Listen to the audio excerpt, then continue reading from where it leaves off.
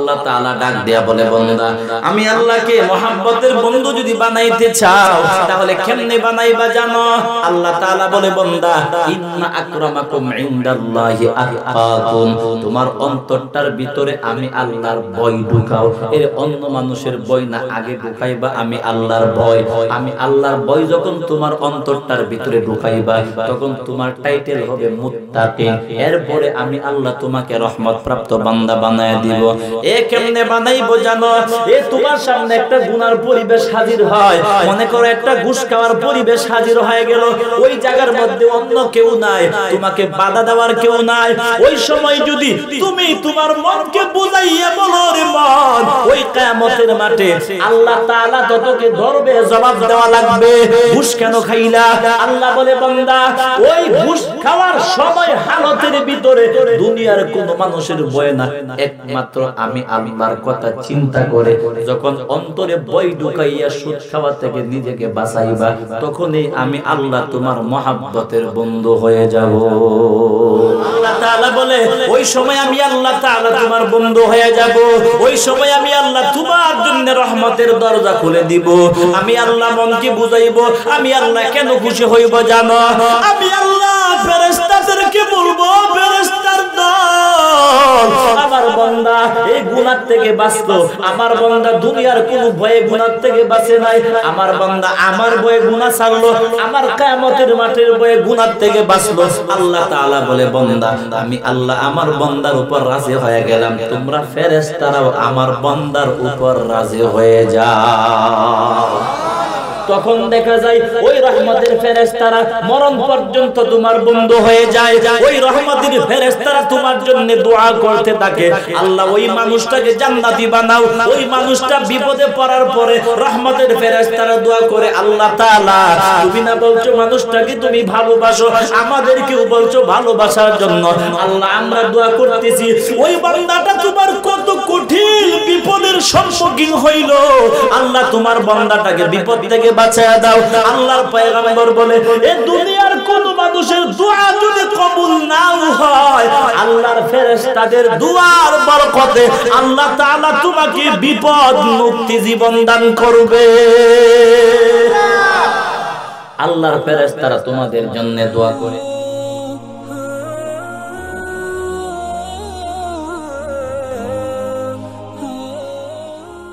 কোথা থেকে আগমন কোথা যেতে হবে রে কে আনিল কি কারণে জানা নাই ভবেতে নদী পথে নৌকা চালাও কে রে মাঝি ভাই বেলা ডুবার আগে আমি অপার হতে চাই ডুবে গেলে বেলারে আর সে তো উঠে না ভেঙ্গে গেলে মেলারে আর সে তো জমে না মরণ থেকে যতই পালাও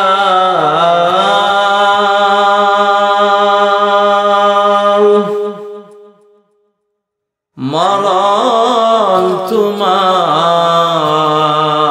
লইবে ঘিরি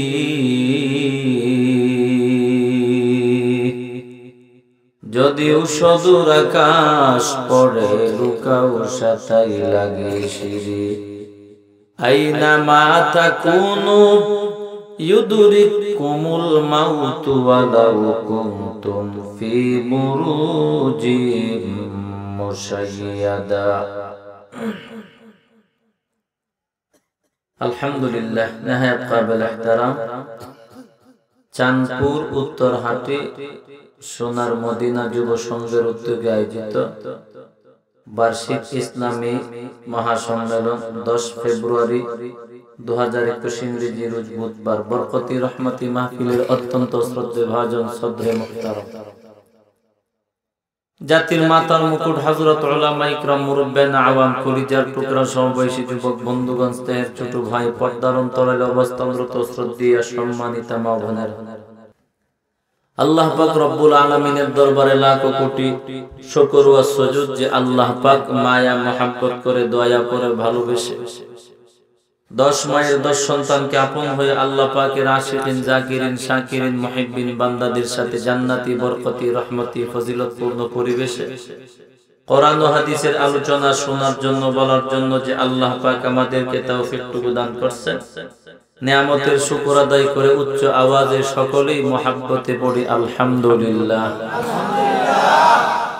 লক্ষ কোটি কোটি দরুদ ও সালাম বিশ্ব মানবতার কান্ডারি শফিউল মুজনিবিন খাতামুন নবিয়্যিন ইমামুল মুরসালিন সাইয়্যিদুস সাকালাইন হাবিবে কিবরিয়া আশরাফুল আম্বিয়া আকে নামদার তাজদারে মদিনা শফিঈ আযম রহমতে আলম রাসূল আকরাম নবিয়্যুল আরবি ওয়াল আজম মদিনাতুর রাসূল পয়গম্বর আরবি সাল্লাল্লাহু আলাইহি ওয়াসাল্লামের উপর আমি আপনাদের সামনে পবিত্র কোরআনে হাকিম থেকে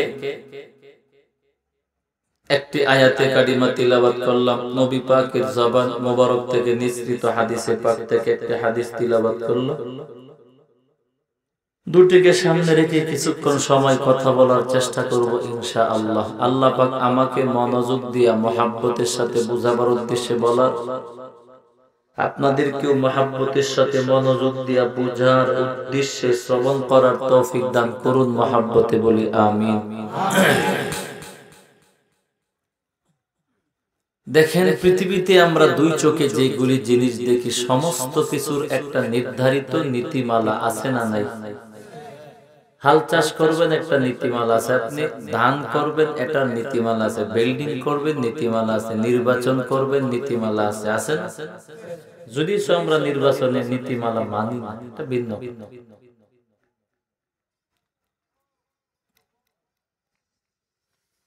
আমার ভাই, দুনিয়ার যেই কাজের যে নীতি আছে ওই নীতি বাদ দিলে কাজটা কিন্তু নষ্ট হয়ে যায়, ঠিক নেই? কাজটা নষ্ট হয় কিন্তু গুনাহ হয় না, জাহান্নামেও যাওয়া লাগে না, মাত্র কাজটা নষ্ট হয়, কিছু কষ্ট। ইবাদতের নীতি বাদ দিলে, নিয়ম বাদ দিলে ওই আমলটা নষ্ট হয়, গুনাহ হয়, জাহান্নামে যাওয়া লাগে, ঠিক নেই? নামাজের নিয়ম হলো প্রতি রাকাতে সেজদা কয়টা? 2টা। এখন আপনি মন গড়া যদি বলেন যে আমি 2টা দিব না, একটা করে দিব, তো 5টা করে দিব, নামাজ হবে? এই যে আপনি নীতি নষ্ট করলেন, নীতি বাদ দেওয়ার কারণে নামাজ নামক আমলটা নষ্ট হয়ে গেল। ওই আমল নষ্ট হয়ে গেল, গুনাহ হয়। গুনার জন্য বান্দা জাহান্নামে যাওয়া লাগে না? লাগে না? লাগবে। তাহলে এই 2টা জিনিসের দ্বারা কি বুঝলেন? মনকে বুঝাইতে হবে। দেখেন, আমরা বয়ান মোটামুটি সবাই বুঝি, জানি। বুঝা, নিজে বুঝা এক জিনিস, নিজের মনকে বুঝানো আর এক জিনিস। আমার কথাগুলি মনোযোগ দিয়া শুনবেন, কাজ দিবে। আমি আউলা জাউলা বয়ান করি না। আর এক মাহফিলে আমি ডাবলিং করি না, একটা প্রোগ্রাম ঠান্ডা মাথায় কথা বলি। আর এক মাহফিলে যাওয়ার তো আমার দরকার নাই। মাহফিলে তা 2টা মাহফিল থাকতে কি হয়, ওই বারবার ঘড়ি দেখতে হয়, একটা তাড়াহুড়া লাগে, ঠিক কিনা? এটা আমি পছন্দ করি না। প্রোগ্রাম আমি ডাবলিং কোন প্রোগ্রাম আসলেও রাখি না। তো আমরা যে খেতে ধান লাগাই, ধান কিন্তু ডাইরেক্ট জমিনে লাগাইলে ধান হয় না, হয়? ধানটাকে আগে ভিজাইতে হয়। ভিজাইলে এটার ভিতর থেকে একটা কি বের হয়? সারা। ওইটাকে একটু গসায় নরম কইরে এরপরে কাদা মাটিতে জ্বালা হিসাবে খেতে হয়, নাকি? এরপরে কি হয়, ওই জ্বালাটা আবার তুইলে ওই রুয়া হিসাবে আর এক জায়গায় লাগাইতে হয়। এরপরে ধীরে ধীরে বড় হয়, ধানের শীষ হয়। আল্লাহ প্রতি শীষে 700 থেকে এর উপরে আল্লাহ তাআলা ধান দেন। এরপরে পাকে কাটে আমরা খাই, তাই তো? এখন কেউ যদি, তো সমস্ত কিছুর মূল উপাদানটা কিন্তু ধান থেকে, নাকি? এখন কোন টেকনা আমাদের বাংলাদেশে এখন ডিজিটাল টেকনা আছে। ডিজিটাল কেন বলছি জানেন? ডিজিটাল বিষয়টা এমনে বাস্তবে দেখা, এটা গবেষণা করলে বোঝা যায় কত নিকৃষ্ট, কত খারাপ। আপনি একজনকে মনে করতেছেন এই মানুষটা যে কত ভালো, কত বুজুর্গ, সাদা কাপড় পরিধান করে, কত পরিষ্কার। ওর চরিত্র 5 বছরের ইতিহাস তালাশ করে দেখেন, রাস্তার একটা কুত্তাও ওর চাইতে আল্লাহর কাছে অনেক ভালো। তবে দুনিয়ার ভালো দেখ কি করবে? মানুষকে খুশি করা কঠিন, আল্লাহকে নবীকে খুশি করা একদম সহজ। শুধু সহজ না, একদম সহজ। এখন আমরা আলেমদের ভিতরে বিষয়টা ঢুকে গেছে। আমরা দেখেন হাদিসে পয়গম্বর কি বলছেন, আমরা কি করি? মান আহাব্বা লিল্লাহ ওয়া আবগাদা লিল্লাহ। কাউকে ভালোবাসলে আল্লাহর জন্য ভালোবাসবা, কাউকে ঘৃণা করলে, কারো বিরুদ্ধাচরণ করলে নিজের স্বার্থে নয়, আল্লাহর জন্যই বিরুদ্ধাচরণ করবা। এখন দেখা যায় আমি এমুকের বিরোধিতা করি এমুক হুজুরকে খুশি করার জন্য, আমার নিয়ত। এক বক্তা আর এক বক্তার বিরুদ্ধে কথা বলতেছে, কেন? ওই 3 নাম্বার কোন বক্তাকে খুশি করার জন্য। আফসোস লাগে, আফসোস। জাতি কি উপকার পাবে আমাদেরকে দিয়ে? আমার অবস্থার পরিবর্তন হতে হবে নিয়তের দিক থেকে। আমি কথা যদি বলি কারো বিরুদ্ধে, যদি বলি ওই কথাটা আমি বলতে হবে একমাত্র আমার আল্লাহ তাআলার খুশির জন্য। যদি আমি বুঝি ওই ব্যক্তির বিরুদ্ধে জনসাধারণকে সচেতন করলে ইসলামের উপকার হবে, ঈমানের উপকার হবে, আল্লাহ খুশি হবে, তাহলে ওই ব্যক্তির বিরুদ্ধে আমি বলবো। যদি দেখি যে না, ওই ব্যক্তির বিরুদ্ধে বললে আল্লাহ খুশি হবে না, ওই 3 নাম্বার কেউ না কেউ খুশি হবে, তখন যদি আমি ওই কথাটা বলি, তাহলে এটা কি হয়ে গেল? শিরিক ফিল ইবাদত হয়ে গেল। এটা ইবাদতের মধ্যে এক প্রকার শিরিক, আর একটা হলো শিরকে খুফি, এটা গোপন একটা শিরিক আমি করে ফেললাম। কারণ যেই কথাটা সর্বদাই বলা দরকার ছিল একমাত্র আল্লাহর খুশির জন্য, আমি ওই কথাটা বলতেছি মানুষকে কাউকে না কাউকে খুশি করার জন্য। তো লাভ লাভ লাভ লাভ আমার ভাই তো ডিজিটাল চালাক যদি কেউ বলে না আমি দান বিছাইবো না, জ্বালাও দরকার নাই, ডাইরেক্ট দান ফলায় দেই, ফসল হবে। কারণ একটা নিয়ম যেটা ওইভাবে করতে হবে। আল্লাহ তাআলা বলে, বান্দা দেখেন কখনো কখনো মানুষ কোরআন হাদিস লাগে না, কখনো কখনো মানুষ কোন মানুষকে একটা উদাহরণ তার আমলকে বিশুদ্ধ করতে সহযোগিতা করে। কোরআন হাদিসদের সবকিছু দরকার নাই, দুনিয়ার ভিন্ন কথা দিয়ে অনেক কিছু। এই যে আমি এখন যে নীতিটা বললাম, ওই নীতিটা যদি আপনি মনে রাখতে পারেন, তাহলে আপনি মনকে বুঝাইতে পারবেন। মন আল আমিন হুসাইনি সাহেব বলছিল, দুনিয়ার নীতির ক্ষেত্রে ভুল হলে কাজটা নষ্ট হয়, আমলের নীতির ক্ষেত্রে ভুল হলে আমল নষ্ট হয়, গুনাহ হয়, জাহান্নামেও যাওয়া লাগে। তাহলে মনকে বুঝাইতে পারবেন, মন দুনিয়ার কাজের তুলনায় আমলের প্রতি, আমলের নীতির উপরে তোমার সবচাইতে বেশি দৃষ্টি এবং সচেতন হওয়ার দরকার আছে না নাই? মনকে বুঝাইতে তো পারো। আল্লাহ তাআলা বলে, বান্দা এই জন্য আমি আল্লাহ তোমাদেরকে জানা দিলাম, নিজেকে আমলওয়ালা বান্দা যদি বানাইতে চাও, তাকওয়াওয়ালা বান্দা যদি নিজেকে বানাইতে চাও, কিয়ামতের মাঠে জান্নাতি বান্দা বলে যদি পরিচয় দিতে চাও, আল্লাহ তাআলা বলেন অন্ধকার কবরে শান্তির কবরওয়ালা বান্দা যদি হইতে চাও, অন্ধকার কবরে পয়গম্বরকে যদি বন্ধু হিসাবে পাইতে চাও, এক কথায় কিয়ামতের মাঠে আরশে আজিমের ছায়া তলে যদি জায়গা পাইতে চাও, অন্ধকার কবরে শান্তির কবর যদি চাও, ওই কিয়ামতের মাঠে হাউজে কাউসার ওয়ালা উম্মত যদি নিজেকে বানাইতে চাও, কিয়ামতের মাঠে জান্নাতি মানুষ হিসাবে যদি পরিচয় দিতে চাও, আল্লাহ তাআলা বলে, বান্দা অবশ্যই তোমাকে রহমত প্রাপ্ত বান্দা হওয়া লাগবে। কি প্রাপ্ত? সবাই বলেন কি প্রাপ্ত? রহমত প্রাপ্ত। আসছেন কিছু শিখার জন্য, কিছু বুঝার জন্য, বুঝে যান। হাকিমুল উম্মত রাহমাতুল্লাহি আলাইহি বলেন, বরকতের জায়গায় আসাটা সহজ, অনেক সহজ, কিন্তু বরকতের জায়গা থেকে বরকতওয়ালা হইয়া বাড়িতে যাওয়াটা কঠিন।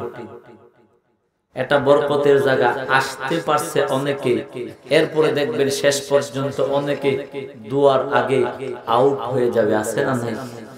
এই আল্লাহর ওলিয়াতে হাকিমুল উম্মত তো এমনি হয়ে যায়, তিনি সুডুমুডু সোলটুমুলু বিফাইছে।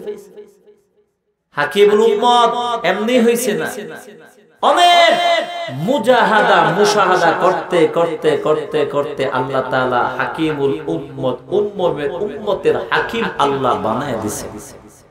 উনি বলেন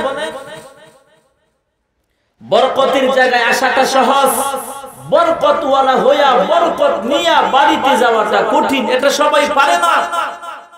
আল্লাহওয়ালা বলেন যার মনের অবস্থা যত ভালো হবে আল্লাহ তাআলা ওই ব্যক্তিটাকে তত বেশি রহমত প্রাপ্ত বানাইয়া আল্লাহ বাড়িতে পৌঁছায় দিবেন।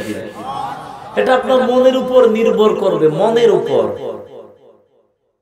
আল্লাহ তাআলা বলে বান্দা ওই কিয়ামতের মাঠে যদি আমলওয়ালা বান্দা যদি নিজেকে বানাইতে চাও, তাকওয়াওয়ালা বান্দা যদি হইতে চাও, আল্লাহ তাআলা বলে অবশ্যই তোমাকে রহমত প্রাপ্ত বান্দা হওয়া লাগবে। রহমত প্রাপ্ত বান্দা হওয়া ছাড়া বান্দা জান্নাতে যাইতে পারবে না। আম্মা জান আয়েশা সিদ্দিকা রাদিয়াল্লাহু আনহা বলো পয়গম্বর কিয়ামতের মাঠে আপনিও কি রহমতের বিনিময় দিয়া জান্নাতে যাবেন, ইবাদতের বিনিময় হবে না? আল্লাহর নবী ডাক দিয়ে বলে আয়েশা ওই কিয়ামতের মাঠে যদি আল্লাহ তাআলা আমাকে জান্নাতের মেহমান বানায় দেয়, আমি পয়গম্বর নিজের আমল দিয়া জান্নাতে যাইতে পারবো না। আমি নবীও জান্নাতে যাইতে হবে আল্লাহর রহমত প্রাপ্ত বান্দার উসিলা। এক কথায় রহমতের বিনিময় ছাড়া, রহমত প্রাপ্ত বান্দা হওয়া ছাড়া জান্নাতে যাওয়া যাবে না, এটা ফাইনালি কথা। এই কথার কোনো ব্যাখ্যা বিশ্লেষণ দরকার নাই। যত বড় আলেম হও না কেন, আমি অনেক বড় আলেম, মুফতি, মুহাদ্দিস, মুফাসসির, এত বড় বক্তা, আমার চাইতে বড় বক্তা কেউ নাই। কিন্তু রহমত প্রাপ্ত বান্দা যদি আমি হইতে না পারি, কমপক্ষে জান্নাতে আমি যাইতে পারবো না। এই জন্য আল্লাহ তাআলা বলে বান্দা রহমত প্রাপ্ত বান্দা কেমনে হইবা, রহমত প্রাপ্ত বান্দা হওয়ার উপায় আমি আল্লাহ তোমাদেরকে জানায় দিলাম। আল্লাহ তাআলা বলে বান্দা আমি আল্লাহকে মহব্বতের বন্ধু বানাইবার পর, আমি আল্লাহকে মহব্বতের বন্ধু বানাইবার পর রহমত আমি আল্লাহ তোমাদেরকে দান করব। আরে রহমত তো আমি আল্লাহ দিব, আর রহমত পাওয়ার মালিক তুমি, দেওয়ার মালিক আমি আল্লাহ। আমি আল্লাহকে খুশি করতে হবে, এরপরে আমি আল্লাহ রহমত তোমাকে দান করব, এছাড়া আমি আল্লাহ রহমত দিব না।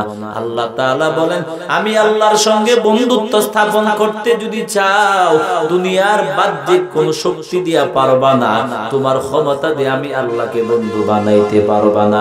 ওরে বান্দা বংশ দিয়া আমি আল্লাহকে বন্ধু বানাইতে পারবা না, এ তোমার টাকা পয়সা দিয়া আমি আল্লাহকে বন্ধু বানাইতে পারবা না। ওরে বান্দা তোমার সৌন্দর্য দিয়ে আমি আল্লাহকে বন্ধু বানাইতে পারবা না। আমি আল্লাহকে বন্ধু যদি বানাইতে চাও, একমাত্র উপায় হলো একটা। আল্লাহ বলেন ইন্না আকরামাকুম ইনদাল্লাহি আতকাকুম ইন্নাল্লাহা আলিমুন খাবীর। আল্লাহ তাআলা বলেন একমাত্র আমি আল্লাহকে বন্ধু যদি বানাইতে চাও, আমি আল্লাহ তাআলার দরবারে দামি বান্দা হইতে চাও, আমি আল্লাহ তাআলার দরবারে সম্মানওয়ালা বান্দা যদি কিয়ামতের মাঠে যদি নিজেকে বানাইতে চাও, ওরে বান্দা কেমনে বানাইবা? আমি আল্লাহর দরবারে দামি কেমনে হইবা? ওই কিয়ামতের মাঠে হাউজে কাউসার কেমনে পাইবা? আরশ আজিমের ছায়া তলে জায়গা কেমনে পাইবা? আমি আল্লাহ তাআলা তোমাদেরকে জানায় দিলাম। আল্লাহ তাআলা বলে বান্দা একমাত্র তাকওয়াওয়ালা, মানে তোমাকে যে আমি আল্লাহ একটা দিল দিলাম, অন্তর দিলাম, তোমার অন্তরটার ভিতরে, তোমার মনের ভিতরে আমি আল্লাহর ভয় অন্তরের ভিতরে ঢুকাও। এই তোমার অন্তরের ভিতরে দুনিয়ার ভয় ঢুকায়া লাভ নাই। এমপি মন্ত্রীর ভয় নয়, পুলিশের ভয় নয়, এমপি মন্ত্রী নেতার ভয় না, সর্বপ্রথম তোমার অন্তরে ভয় ঢুকাইতে হবে। জোরে কোন কার? আল্লাহ তাআলা বলে বান্দা আমি আল্লাহর ভয় যদি অন্তরে ঢুকাইতে পারো, আমি আল্লাহ তাআলা তোমাকে মহব্বত করব, ভালোবাসবো। আর আমি আল্লাহ মহব্বত করলে তো তোমাকে রহমত প্রাপ্ত বান্দা বানায়া দিব। ওরে বান্দা আমি আল্লাহকে টাকা পয়সা দিয়া বন্ধু বানাইতে পারবা না, আমি আল্লাহকে দুনিয়ার বাহ্যিক বিষয় দিয়া বন্ধু বানাইতে পারবা না। আমি আল্লাহকে খুশি করা একদম সহজ কেমনে করবা জানো? আল্লাহ তাআলা বলে বান্দা এক জায়গায় তোমার গুনাহ করতে মন চাইছে, এক জায়গায় তোমার ঘুষ খাইতে মন চাইছে। ওই যে আগে বললাম নিজে বুঝা এক জিনিস, মনকে বুঝানো আরেক জিনিস। এই ঘুষ খাইলে যে গুনাহ হয়, ঘুষ করে বাচ্চা কি বুঝে না? বুঝেন? সুদ খাইলে গুনাহ হয়, সুদখোর আবার চাইতে আরো ভালো বুঝে। নামাজ না পড়লে যে গুনাহ হয়, বেনামাজে আমার চাইতে ভালো বুঝে। বুঝেনি? বেপরদাই চললে যে গুনাহ হয়, ওই বেপরদাওয়ালি মহিলার স্বামী ভালো করে বুঝে। এ দাড়ি কামাইলে গুনাহ হয়, ওই দাড়ি কামানেওয়ালা ভালো বুঝে। কিন্তু সমস্যাটা হলো নিজের মনকে বুঝাইতে পারে না, ঠিক কিনা? আল্লাহ বলে বান্দা মনকে যেদিন বুঝাইতে পারবা, মনকে যেদিন বুঝাইতে পারবা, ওই দিন তুমি আমি আল্লাহর রহমত প্রাপ্ত বান্দা হইতে পারবা। ওই দিন আমি আল্লাহ তোমাকে রহমত দান করব। রহমতের সহজ অর্থ বুঝে। রহমত শব্দের সহজ অর্থ হলো একটা বুঝ। মানে আল্লাহ বলে বান্দা আমি যখন তোমাকে রহমত দিব, রহমত দেওয়ার অর্থ হলো তোমার মনের ভিতরে একটা সঠিক বুঝ আমি আল্লাহ দান করব। ওই বুঝটা হলো ধর্মীয় বুঝ। সুবহানাল্লাহ। আমার ভাই তো আল্লাহ তাআলা ডাক দেয়া বলে বান্দা আমি আল্লাহকে মহব্বতের বন্ধু যদি বানাইতে চাও, তাহলে কেমনে বানাইবা জানো? আল্লাহ তাআলা বলে বান্দা ইন্না আকরামাকুম ইনদাল্লাহি আতকাকুম, তোমার অন্তরটার ভিতরে আমি আল্লাহর ভয় ঢুকাও। এর অন্য মানুষের ভয় না, আগে ঢুকাইবা আমি আল্লাহর ভয়। আমি আল্লাহর ভয় যখন তোমার অন্তরটার ভিতরে ঢুকাইবা, তখন তোমার টাইটেল হবে মুত্তাকিন। এরপরে আমি আল্লাহ তোমাকে রহমত প্রাপ্ত বান্দা বানায়া দিব। এ কেমনে বানাইবো জানো? এ তোমার সামনে একটা গুনার পরিবেশ হাজির হয়, মনে করো একটা ঘুষ খাওয়ার পরিবেশ হাজির হয়ে গেল। ওই জায়গার মধ্যে অন্য কেউ নাই, তোমাকে বাধা দেওয়ার কেউ নাই। ওই সময় যদি তুমি তোমার মনকে বুঝাইয়া বলো রে মন, ওই কিয়ামতের মাঠে আল্লাহ তাআলা ততকে ধরবে, জবাব দেওয়া লাগবে ঘুষ কেন খাইলা? আল্লাহ বলে বান্দা ওই ঘুষ খাওয়ার সময় হালতের ভিতরে দুনিয়ার কোন মানুষের ভয় না, একমাত্র আমি আল্লাহর কথা চিন্তা করে যখন অন্তরে ভয় ঢুকাইয়া সুদ খাওয়া থেকে নিজেকে বাঁচাইবা, তখনই আমি আল্লাহ তোমার মহব্বতের বন্ধু হয়ে যাব। আল্লাহ তাআলা বলে ওই সময় আমি আল্লাহ তাআলা তোমার বন্ধু হয়ে যাব।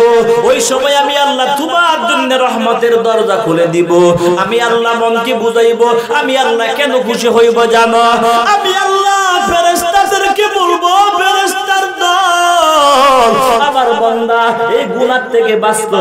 আমার বান্দা দুনিয়ার কোন ভয়ে গুনাহ থেকে বাঁচে নাই। আমার বান্দা আমার ভয়ে গুনাহ ছাড়লো, আমার কিয়ামতের মাঠের ভয়ে গুনাহ থেকে বাঁচলো। আল্লাহ তাআলা বলে বান্দা আমি আল্লাহ আমার বান্দার উপর রাজি হয়ে গেলাম, তোমরা ফেরেশতারাও আমার বান্দার উপর রাজি হয়ে যাও। তখন দেখা যায় ওই রহমতের ফেরেশতারা মরণ পর্যন্ত তোমার বন্ধু হয়ে যায়। ওই রহমতের ফেরেশতারা তোমার জন্য দোয়া করতে থাকে, আল্লাহ ওই মানুষটাকে জান্নাতি বানাও। ওই মানুষটা বিপদে পড়ার পরে রহমতের ফেরেশতারা দোয়া করে, আল্লাহ তাআলা তুমি না বলছো মানুষটাকে তুমি ভালোবাসো, আমাদেরকেও বলছো ভালোবাসার জন্য। আল্লাহ আমরা দোয়া করতেছি ওই বান্দাটা তোমার কত কঠিন বিপদের সম্মুখীন হইল, আল্লাহ তোমার বান্দাটাকে বিপদ থেকে বাঁচায়া দাও। আল্লাহর পয়গম্বর বলে এই দুনিয়ার কোন মানুষের দোয়া যদি কবুল নাও হয়, আল্লাহর ফেরেশতাদের দুআর বরকতে আল্লাহ তাআলা তোমাকে বিপদ মুক্তি জীবন দান করবে। আল্লাহর ফেরেশতারা তোমাদের জন্য দোয়া করে। এই যে এখানে আসছেন বয়ান শোনার জন্য, ভালো করে বলবেন, বুঝে শুনে বলবেন।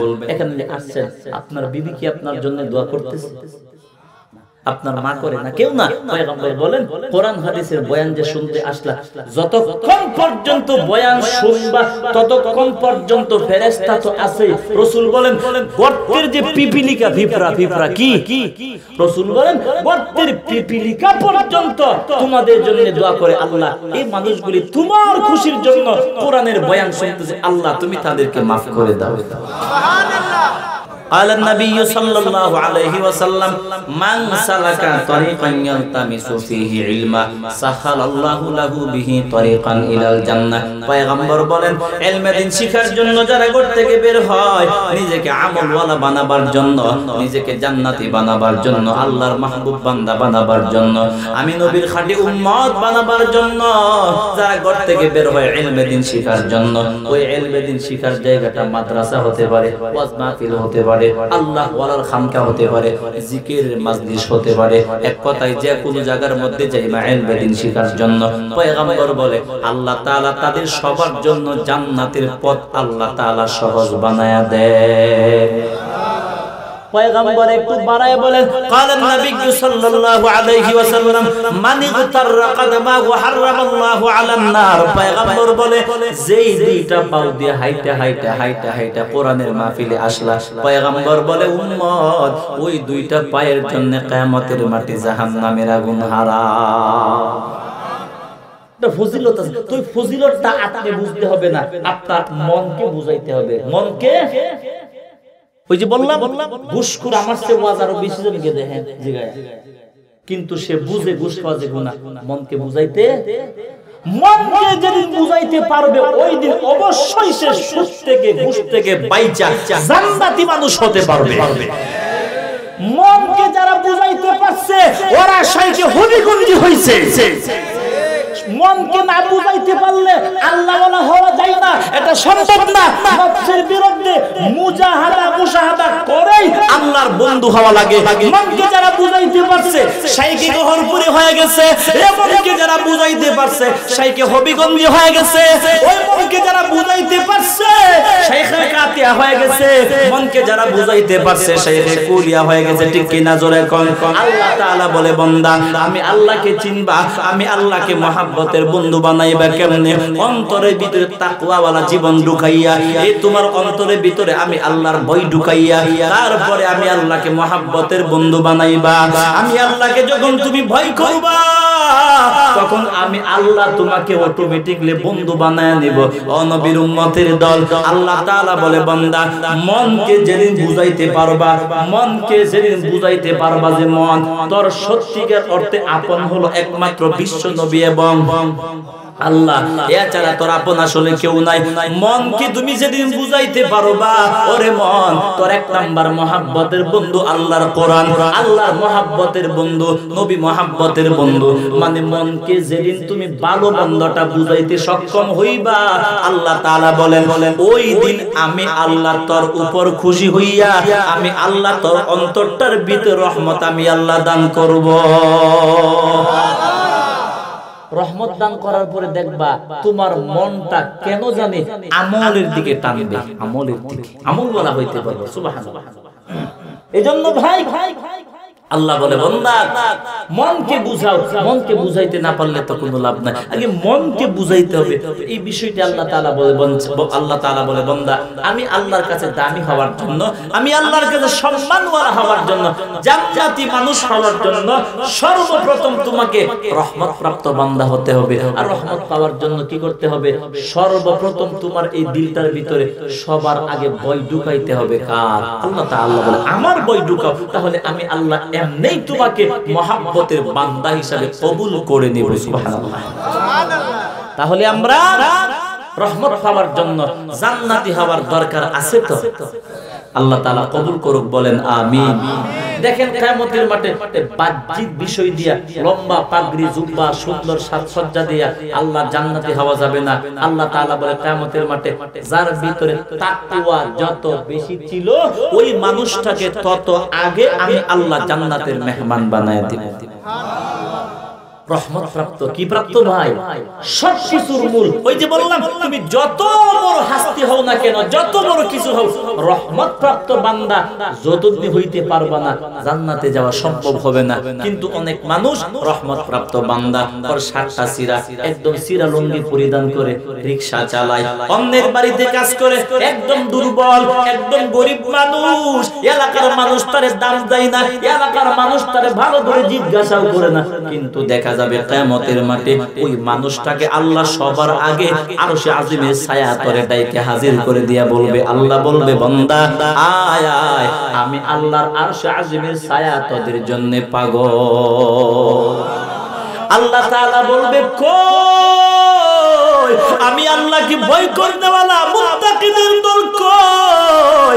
আমি আল্লাহ তাআলাকে দুনিয়াতে ভয় করার পর আমি আল্লাহর ভয়ে গুনাহ করো নাই, আমি আল্লাহর ভয়ে সুদ খাও নাই, আমি আল্লাহর ভয়ের কারণে তুমি জিনা করো না। এক কথায় মানে আমি আল্লাহর ভয়ের কারণে দুনিয়ার কোনো গুনাহ করো নাই, কিয়ামতের মাঠের ভয়ে।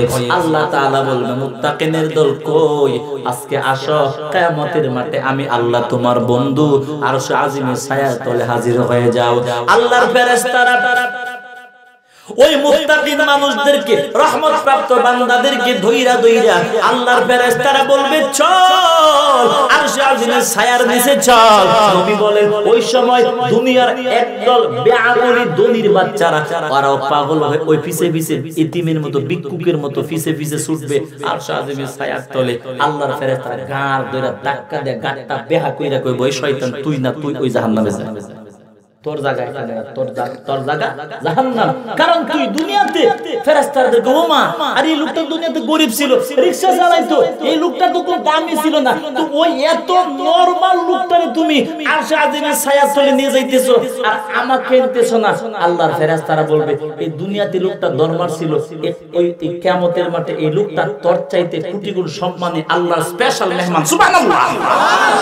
আর তুই দুনিয়াতে ছিলে খুব হাইবে ফরাডু গাড়ি দিয়া চলতে, এখন দেখবে এই কিয়ামতের মাঠে তোর এক পয়সার দাম নাই, কার দুইয়া সিফা দিয়ে কইবে তুই জাহান্নামে যা। ভালো করে বুঝে, জ্ঞানী মানুষ কারা, বুদ্ধিমান কারা, বোকা কারা? আল্লাযীনা ইয়াযকুরুনাল্লাহা কিয়ামান ওয়া কুউদান ওয়া আলা জুনুবিহিম ওয়া ইয়াতাফাক্কারুনা ফি খালকিস সামাওয়াতি ওয়াল আরদ রব্বানা মা খালাকতা হাযা বাতিলা সুবহানাকা ফাকিনা আযাবান।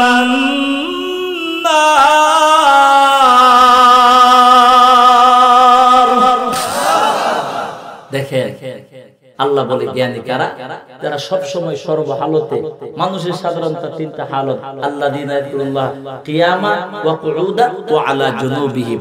আল্লাহ তাআলা বলে, মানুষ যে সর্বহালতে আমি আল্লাহর কুদরত নিয়ে গবেষণা করে আকাশের দিকে তাকায় বলে, আল্লাহ তুমি যা কিছু বানাইছো সব উপকারের জন্য, বেহুদা কিচ্ছু বানাও নাই, আমার কুদরত নিয়ে গবেষণা করে। আর আমার কুদরত নিয়ে গবেষণা করতে করতে করতে করতে বান্দার মনের যে একটা ভালোবাসার সম্পর্ক আমি আল্লাহর সাথে তৈরি হয়ে গেছে, ওই মানুষটা জ্ঞানী, ওই মানুষটা বুদ্ধিমান, কিয়ামতের মাঠে কবরে ওই মানুষটা সবার আগে আমি আল্লাহর তরফ থেকে সম্মানওয়ালা বান্দা হয়ে যাবে। আর তুই যে সারাদিন কম্পিউটার টিপে আকাম কুকামের যত চিন্তা সব মাথায় নিয়ে যে ঘুরতে 24 ঘন্টা টাইলা, আল্লাহ বলে কিয়ামতের মাঠ না, কবরে তুই মরার সাথে সাথেই 40 কদম মানুষ যাবে আর আযাব শুরু হয়ে যাবে। এখন আপনারা বলেন, এই দুনিয়ার জীবন সর্বোচ্চ 60 বছর, সর্বোচ্চ কয় বছর? গড়ে মিলে সর্বোচ্চ 60 থেকে 65 এর বেশি মানুষ বাঁচে না।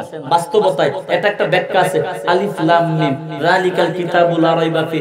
আল্লাহ নবী একবার এক ইহুদির সামনে আলিফ লাম মিম ওই তিনটা হরফ যখন পড়লেন, তখন ইহুদি ফট করে ডাক দিয়ে বলে, পয়গম্বর আপনার উম্মতের শেষ জামানার উম্মতের হায়াত সর্বোচ্চ 60 থেকে 65 গড়ে মরে মিলে হবে। এটা ব্যাখ্যাও ইহুদি নবীকে দিলেন, এটা বাস্তবে একটা ভবিষ্যৎবাণী আল্লাহ তাআলা নবীকে জানায় দিলেন। তাহলে এই 60-65 বছর একটু কষ্ট হলেও সমস্যা নাই, কোটি কোটি সহস্র কোটি বছর যদি আমি শান্তিতে আরামে থাকতে পারি, তো 50-60 বছর কষ্ট হলেও তেমন সমস্যা নাই। কিন্তু বুকা বেকল কারা 50-60 বছর কোন রকমের শান্তি থাকার জন্য কোটি কোটি বছরের জীবনকে জাহান্নামের আংরা বানাইতেছে। আসল গাদা তো তুই, আসল বেকল তো তুই। আমার ভাই আল্লাহ তাআলা বলে বান্দা ওই মানুষটা যদিও গরিব হয়, যদিও দুর্বল হয়, ভিক্ষুক হয়, যাই কিছু হোক না কেন, কিন্তু রহমত প্রাপ্ত বান্দা যদি হয়, তাকওয়াওয়ালা বান্দা যদি হয়, আল্লাহ তাআলা বলে কিয়ামতের মাঠে সবার আগে আমি আল্লাহ তাকে সম্মান দিয়া জান্নাতি বানায়া দিব। সুবহানাল্লাহ বলে। সম্মান কত প্রকার ও কি কি সম্মান, জিনিসটা কি সম্মান, আসল সম্মান কারে কয় এটা কিয়ামতের মাঠে দেখবা। সম্মান কারে কয় তখন কিয়ামতের মাঠে দুনিয়ার গাদার দলে বলবে আরে এই দুনিয়ার সম্মান ওই কিয়ামতের মাঠে সম্মানের তুলনায় দুনিয়ার সম্মান তো কিছুই না। আমরা কেন দুনিয়ার বিদ্যা সম্মানের জন্য পরকালকে ধ্বংস করেছিলাম? আফসোস করবে, কোনো লাভ হবে? আফসোস করলে মাহফিলে করেন, মাহফিলে বসে আফসোস করেন, আল্লাহ তাআলার দরবারে কান্নাকাটি করেন, তওবা করেন, নিজের মনকে নিজের আয়ত্তে আনার চেষ্টা করেন। যদি আপনার মনকে আপনার বশীভূত বানাইতে পারেন, আল্লাহর কসম জান্নাতি মানুষ হয়েই মরতে পারবেন ইনশাআল্লাহ। আমার ভাই তো প্রাসঙ্গিক কথা শেষ, এখন মূল বিষয়টাতে আসুন। কষ্ট হইতেছে আপনাদের? কালিমা তিলাওয়াত করলাম, আল্লাহ পাক রব্বুল আলামিন তিলাওয়াত কিন্তু আয়াতের ভিতরে কয়েকটা জিনিস আল্লাহ মানুষকে বুঝাইছে, ভালো করে বুঝেন। পৃথিবীতে যত মানুষ আছে, যত যে কোন ধর্মের মানুষ, সমস্ত মানুষের এক একটা জীবন আছে। আল্লাহ তাআলা বলেন পৃথিবীর সমস্ত মানুষের প্রত্যেকটা মানুষের জীবনের মূল সফলতা কোথায়, কখন, কিভাবে, ওই তিনটা জিনিস আমরা সংক্ষেপে বুঝবো। কয়টা? পৃথিবীর সমস্ত মানুষ, মুসলমান, হিন্দু, গারো, বৌদ্ধ, খ্রিস্টান, নাস্তিক, সারাল, যত মানুষ আছে, আল্লাহ বলেন পৃথিবীর সমস্ত মানুষের প্রত্যেকটা মানুষের জীবনের মূল সফলতা কোথায়, কিভাবে এবং কখন, এই তিনটা জিনিস যদি মানুষ বুঝতে পারে, নিজের মনকে বুঝাইতে পারে, ওই মানুষটাই জান্নাতি হয়ে মরতে পারবে। আমরা ভুল কোন জায়গায় করি জানেন? এক জাতের সাপ আছে দেখবেন মাথার মধ্যে ফুল থাকে, তাহে না বিষাক্ত সাপ, কিন্তু দেখতে কি সুন্দর। এই সাপের বাহ্যিকটা যেমন সুন্দর, কামড়টা দিলে কি তেমন মজাই লাগে। আমাদের বিষয়টা হলো এটা, আমরা দুনিয়াতে কিছু মানুষ বাহ্যিক সৌন্দর্যের উপর ভিত্তি করে দৌড়াইতে দৌড়াইতে মরণ পর্যন্ত জীবন শেষ। বাহ্যিক সৌন্দর্য ধরতে ধরতে ওই বাহ্যিক সৌন্দর্যের ভিতরে যে আমার জন্য বিষাক্ত সাপ আছে, জাহান্নাম, আমি সেটা দেখি না। কখন দেখি?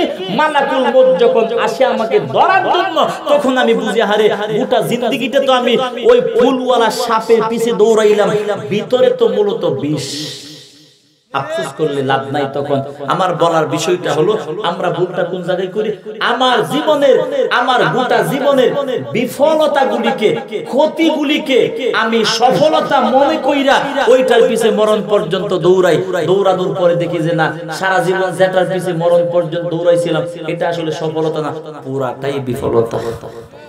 ওই সময় বুঝলে কোনো লাভ নাই। এই জন্য আল্লাহ তাআলা বলে বান্দা আমি আল্লাহ তাআলা তোমাদেরকে জানায় দিলাম, ও গোলাম আমি আল্লাহর মহব্বতে জীবনটা চালাও। আমি আল্লাহ তাআলা তোমাদেরকে জানায় দিলাম, ভালো করে বুঝো। আমি আল্লাহ চাই না তোমরা জাহান্নামে যাও, আমি আল্লাহ চাই তোমরা জান্নাতি মানুষ হয়ে যাও। আমি আল্লাহ জান্নাতি তোমাদেরকে বানাইতে চাই। ওরে বান্দা ঈমানওয়ালা হইছো, ঈমানওয়ালা হইয়া আবার বেঈমান হইয়া জাহান্নামে যাও, এটা আমি আল্লাহ চাই না। আমি আল্লাহ চাই ঈমানটাকে আরো ভালো বানাইয়া আরো আগে জান্নাতে চলে যাও।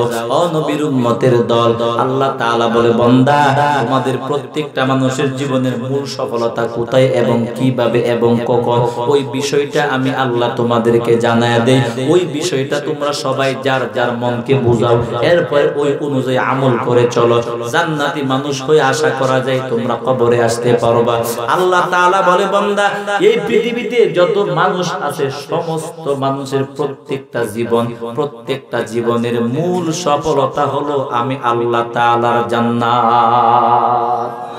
কি সবাই বলেন কি? এই কথাটা আপাতত মনে রাখেন যে মন তোর জীবনের মূল সফলতা জান্নাত, আর বাকি সফলতা এগুলি মূল সফলতা না, এগুলি ক্ষণস্থায়ী সফলতা। সকালে সফলতা, বিকালে বিফলতা, এক সপ্তাহ আগে সফলতা, এক সপ্তাহ পরে বিফলতা, ঠিক কি না? এক সপ্তাহ আগে দেখা গেছে যুবক সন্তান কি সুন্দর জীবন চালাইতেছে, এক সপ্তাহ পরে দেখা যায় রেল লাইনে বৈশা বৈশা সিদ্ধি গাঞ্জা খাইতে খাইতে জীবন শেষ। বাস্তবতা এ ভাই, আল্লাহ তাআলা বলে বান্দা আমি আল্লাহ চাই না বান্দা তুই জাহান্নামী হয়ে যা, আমি আল্লাহ চাই বান্দা তুমি জান্নাতে হয়ে যাও। আল্লাহ তাআলা বলে বান্দা আমি আল্লাহ প্রত্যেকটা মানুষের জীবনের মূল সফলতা আমি আল্লাহ বলে দিলাম, তোমাদের জীবনের মূল সফলতা হলো আমি আল্লাহর জান্নাত। আল্লাহ তাআলা বলে বান্দা ওই জান্নাতের ভিতরে তুমি হঠাৎ করে দৌড় দিয়ে ঢুকতে পারবা না, ওই জান্নাতের ভিতরে কি বলে জিন্দা অবস্থায় তুমি ঢুকতে পারবা না। ওই জান্নাতে জান্নাত যে তোমার জীবনের মূল সফলতা, ওই কথাটা বলতে লাগে 2 সেকেন্ড, কিন্তু জান্নাত পর্যন্ত তুমি নিজেকে পৌঁছাইতে লাগবে 1000 কোটি বছর।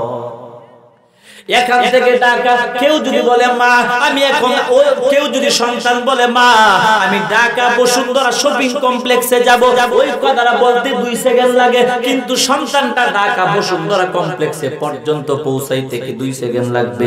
কয়েক ঘন্টা লেগে যাবে। গাড়িতে ওঠা লাগবে, টিকিট লাগবে, গাড়িটাও অ্যাক্সিডেন্ট ছাড়া জায়গা মতো পৌঁছাইতে হবে। অ্যাক্সিডেন্ট যদি হয়ে যায় তোমার মূল গন্তব্যে যাওয়া তোমার জন্য আর হবে না। আল্লাহ তাআলা বলে বান্দা আমি আল্লাহ তোদের জীবনের মূল সফলতার জন্য জান্নাত আমি আল্লাহ বানাইলাম। ওই জান্নাতের ভিতরে তোমরা কেমনে যাইবা, ওই জান্নাতের ভিতরে কিভাবে সুন্দর করে যাইবা, ওই বিষয়টাই তো আমি আল্লাহ কোরআন দিয়া বুঝাইলাম, নবীদেরকে দিয়া বুঝাইলাম, উলামায়ে কিরাম তোমাদেরকে বুঝাইলো। মানো নাই সেটা তোমার কপাল খারাপ, তোমার ব্যাপার। নবীদের কথা, উলামায়ে কিরামের কথা যারা মানছে ওরাই তো আমি আল্লাহর জান্নাতের মেহমান হয়ে গেছে। আমার ভাই আল্লাহ তাআলা বলে বান্দা ওই জান্নাতের ভিতরে জিন্দা অবস্থায় আসতে পারবা না, যে কোনো আসতে পারবা না। আল্লাহ বলে বান্দা ওই তোমাদের জীবনের মূল সফলতার জায়গা জান্নাতে ঢুকতে হলে এই কয়েকটা ধাপ, কয়েকটা গাটি তোমাদেরকে পাড়ি দিয়া তারপরে আসতে হবে। ওই গাটিগুলি পাড়ি দিয়া যদি আসতে পারো তাহলে জীবনের মূল সফলতা পাইবা। ওই গাটিগুলি যদি সুন্দরভাবে পার হইতে না পারো সফলতা তোমার কপালে জুটবে না, এর আগে তোমার জীবন ধ্বংস হয়ে যাবে। আল্লাহ তাআলা বলে বান্দা ওই জান্নাত নামক সফলতার জায়গার ভিতরে ঢুকতে যদি চাও তাহলে সর্বপ্রথম তোমাকে যে গাটিটা পাড়ি দিতে হবে ওই গাটিটার নাম হলো মরণ। নাম কি? আল্লাহ তাআলা বলে বান্দা মরণ নিয়ে কিছু কথা বলবে, একটু ভালো করে মনোযোগ দিয়ে বুঝেন আমরা কোন জগতে বাস করি। আহারে অনেক মানুষ একটু কোনো মতো একটু ওয়াশটাচ করতে পারলে কি খুশি, হারে আমার জীবনটা সফল, এর জীবনটা সফল। আরে গাদা, বেঈমান হয়ে মরে গেলে তোর জীবনের সফলতা তো একদম শেষ।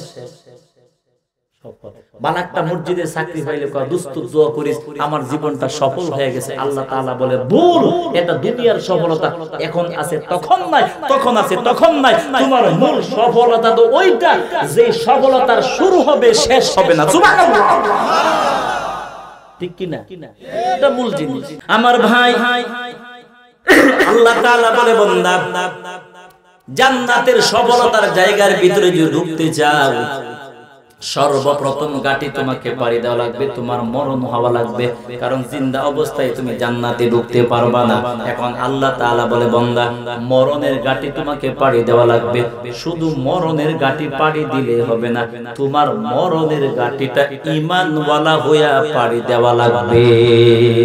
ভালো করে সৎ কান খাড়া করে কথাগুলি শুনে আমি গাড়িতে বসে আমি চিন্তা করি যে সারা দেশ আমার পরিচিত এত বড় বক্তা, এটা কিচ্ছু না। আমি আল্লাহ যদি বেঈমান হয়ে মরে যাই গোটা জিন্দেগীর আমল বরবাদ বিনা হিসাবে চিরকালের জন্য আমাকে জাহান্নামে যাওয়া লাগবে। সফলতার কিচ্ছু নাই।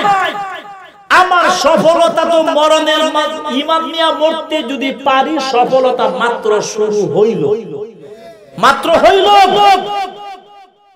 আমার ভাই বেঈমান হয়ে যদি মরে যায় সফলতা একদম শেষ। প্রথম দাবি তুমি আউট, জান্নাত পর্যন্ত তুমি আর যাইতে পারবে না, কারণ বেঈমান অবস্থায় জান্নাতের ভিতরে ঢোকা কখনো সম্ভব হবে না।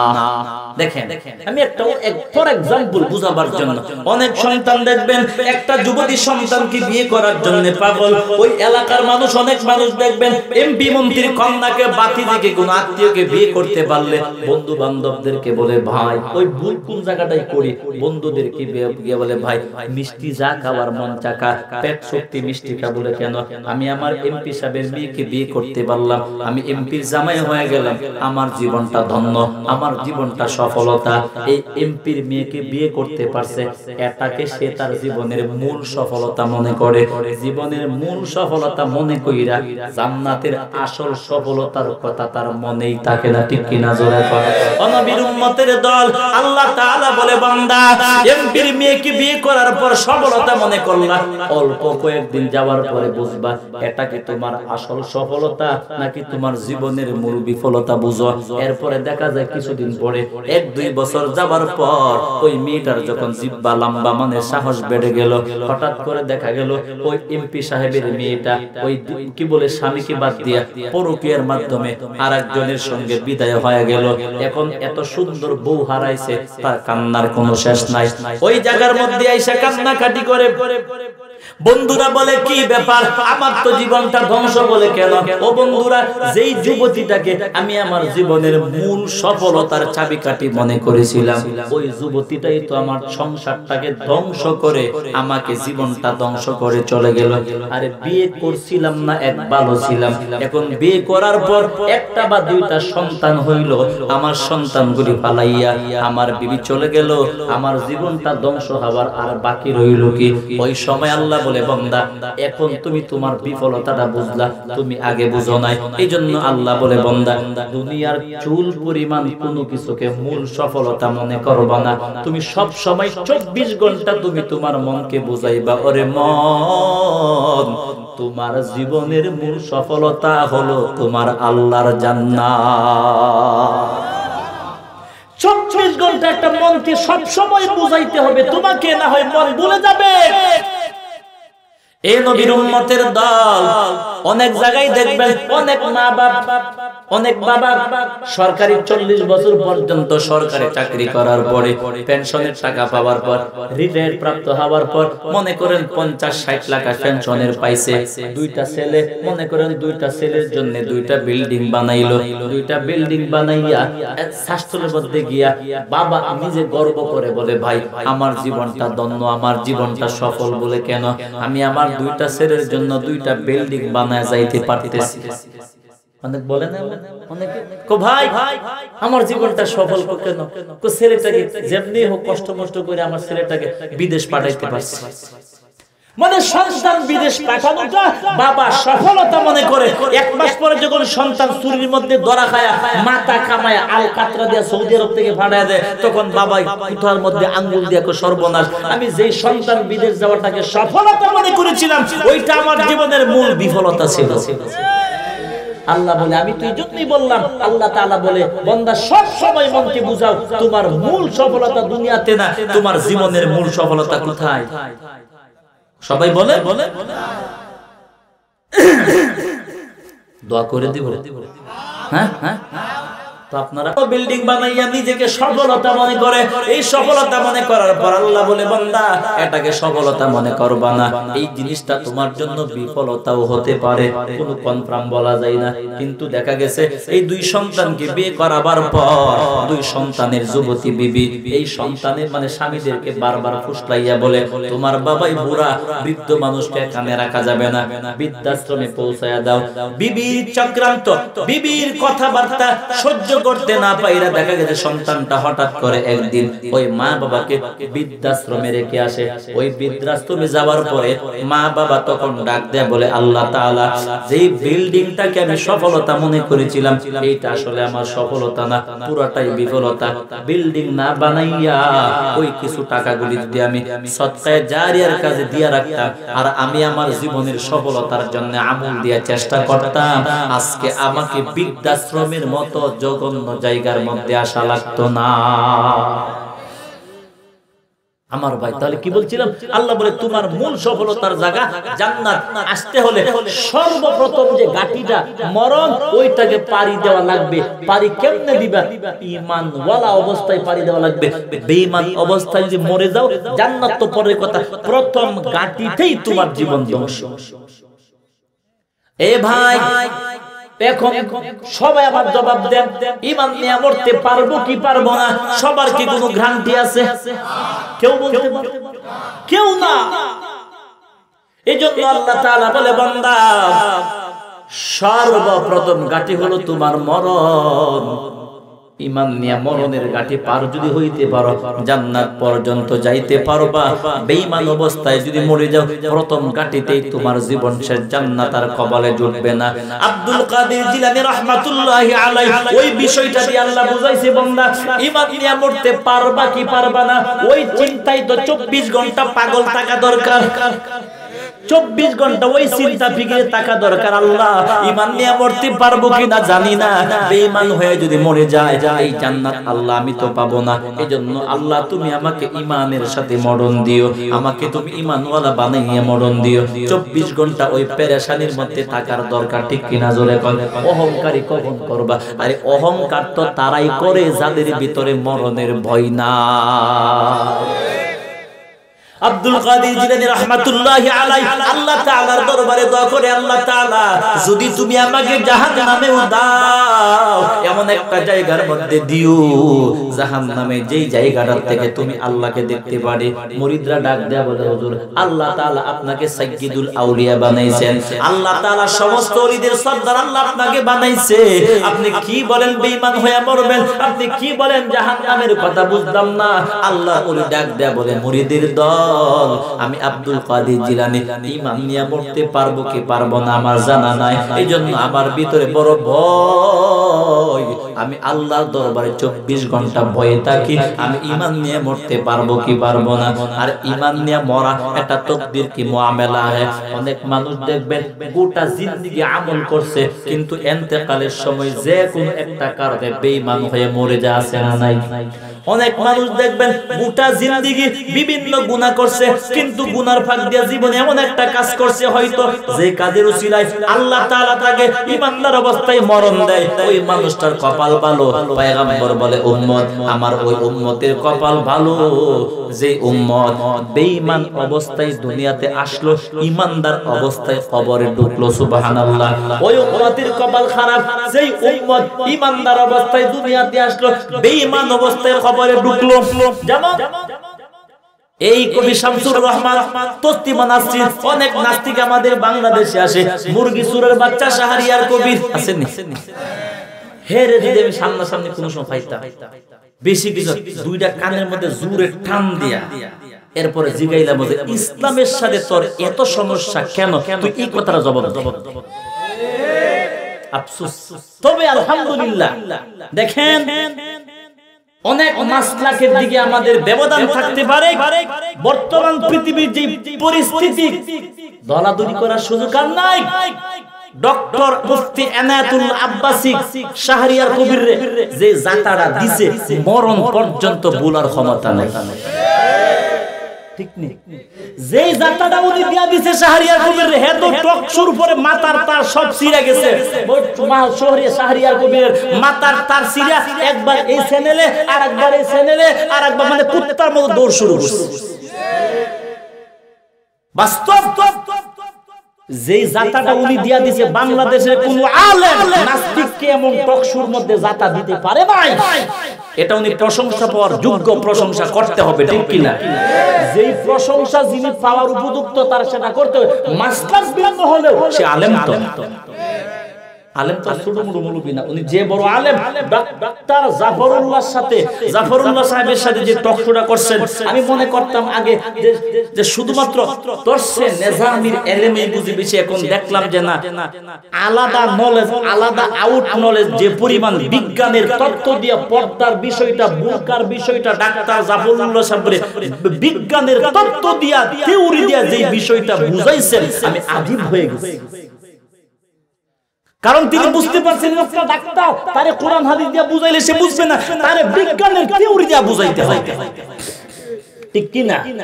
মানে ইসলাম ধর্ম যে যেমনে বুঝে তারে ওইভাবে বুঝাইতে হবে, এটাই হলো উসুল। ঠিক কি না? এটা নিয়ে আমার ভাই আফসোস, তো পয়গম্বর বলছেন এই সমস্ত যে মানুষগুলির নাম বললাম সবগুলি মা বাপ কিন্তু গিয়া দেখেন মুসলমান, এই মুসলমানের ঘরে সন্তান হচ্ছে নাস্তিক, বক্কর ঈমান ছাড়া। তো আল্লাহ নবী রাগ দিয়া বলেন ঈমানদারের ঘরে জন্ম হইছে ঠিক, কিন্তু মরণের সময় বেঈমান হয়ে কবরে ঢুকলো। রাসূল বলেন ওর চাইতে কপাল পোড়া কেউ নাই। আর যে মানুষটা বেঈমানের ঘরে আসলো কিন্তু মরার সময় ঈমানওয়ালা হয়ে কবরে ঢুকছে, রাসূল বলেন ওই উম্মতের কপাল ভালো। সুবহানাল্লাহ। কেন? যেমন মনে করেন একটা মানুষ হিন্দু ধর্মের মরণের এক সপ্তাহ আগে মনে করেন মুসলমান হয়ে গেছে, মুসলমান হইয়া মৃত্যুবরণ করছে, কপাল খারাপ না ভালো? অনেক ভালো। এই জন্য ভাই আমার মরণ কি হালতে হবে? ঈমানের সাথে হবে নাকি বেঈমানের সাথে হবে? ঈমানের সাথে হবে নাকি ঈমান হারা অবস্থায় মরণ হবে? এটা কেউ জানি না। এই জন্য 24 ঘন্টা আমি তো বয়ে থাকা দরকার আল্লাহ তাআলা আমার মরণটা ঈমানের সাথে হবে কিনা আল্লাহ আমি তো জানি না। যদি আমার মরণটা ঈমানের সাথে না হয়, আমি যে 20 বছর তাহাজ্জুদ পড়লাম, বয়ান শুনলাম, দান করলাম, যাকাত দিলাম, হজ করলাম, সমস্ত আমল বেঈমান হয়ে যদি মরি, সমস্ত আমল সেকেন্ডের ভিতরে বাতিল, এক পয়সার কোনো কাজে আসবে না। ঈমান নাই, চিরকালের জন্য জাহান্নামে যাওয়া লাগবে। এটা কত বড় চিন্তার বিষয়, চিন্তা করছেন? ইমামে আযম আবু হানিফা রাহমাতুল্লাহ আলাইহি বলেন বেঈমান হয়ে মরার সবচাইতে বেশি সম্ভাবনার যে গুনাহটা সেটা মানুষ বর্তমানে বেশি করতে, সেটা হলো ইমামে আযম রাহমাতুল্লাহ আলাইহি বলেন মাটির সাথে যারা গাদ্দারি করে। কিসের সাথে? ওই ক্ষেতের আইল কাটতে বাড়াইল আছে না, ক্ষেতের হাজি সাহেব হজ করে আছে, হজ করে আছে, ক্ষেতের আইল কাটে, হজ করে আছে সুদের টিহা লাগে আর কত কিছু। আফসোস আল্লাহর ওলি বলেন মাটির সাথে যারা গাদ্দারি করে, মাটির সাথে যারা বেইনসাফি করে, আমার সীমানা এতটুকু বাড়ির আমি ভোট করে জোর আছে, আমি 2 হাত সীমানা বাড়ায় দিলাম, ওই ব্যক্তি দুর্বল, ধমক দিলাম আমার সীমানার 2 হাত ভিতরে। আল্লাহর ওলি বলেন মাটির সাথে যারা গাদ্দারি করে, ওরা আমল করলেও তাহাজ্জুদ পড়লেও 100-র মধ্যে 99% সম্ভাবনা ওই মানুষগুলি বেঈমান হয়ে মরে যাবে। ইমামে আযম সাধারণ লোক না, তো ইলহাম প্রাপ্ত লোক। আলহামদুলিল্লাহ। ইমামে আযম বুঝতে হবে আমার ভাই। তো আল্লাহ তাআলা বলেন, পয়গম্বর বলেন উম্মত, যে উম্মত আমার ঈমানওয়ালা হইয়া কবরে ঢুকলো ওই উম্মতের কপাল ভালো। অনেক মানুষ দেখা যায় গোটা জিন্দেগি বিভিন্ন গুনাহ করার পরে ঈমানওয়ালা হয়ে মরে যাওয়ার কপালটা ভালো। এক কথায় আমি সারা জীবন আমল করছি বিদায় আমার মরণটা যে ঈমানের সাথে হবে এটার কোনো গ্যারান্টি নাই। মুসা নবীর যুগের উম্মত বালআম বিন বাউরা ইনজিল কি তাওরাত কিতাবের বড় আলেম ছিল, ইসমে আযম জানতো, মুস্তাজাবুদ দাওয়াত ছিল, অনেক বড় আল্লাহর ওলি। শেষ পর্যন্ত মুসা নবীর বিরুদ্ধে দোয়া করতে গিয়ে বেঈমান অবস্থায় দুনিয়া থেকে বিদায় হয়ে গেছে। এত বড় আল্লাহর ওলি, এত বড় আলেম, সে কি জানতো যে বেঈমান অবস্থায় মরবে? সুতরাং আমি বড় আলেম, আমি অনেক বড় আমলওয়ালা, ঈমানের সাথে মরণ তো আমার হবেই, এই বিষয়টা কনফার্ম না। আল্লাহ তাআলা বলে বান্দা ঈমান নিয়ে মরতে পারবা নাকি পারবা না এটা তোমার একমাত্র শুধুমাত্র আমলের উপর নির্ভর করবে, বিষয়টা কিন্তু এমন না।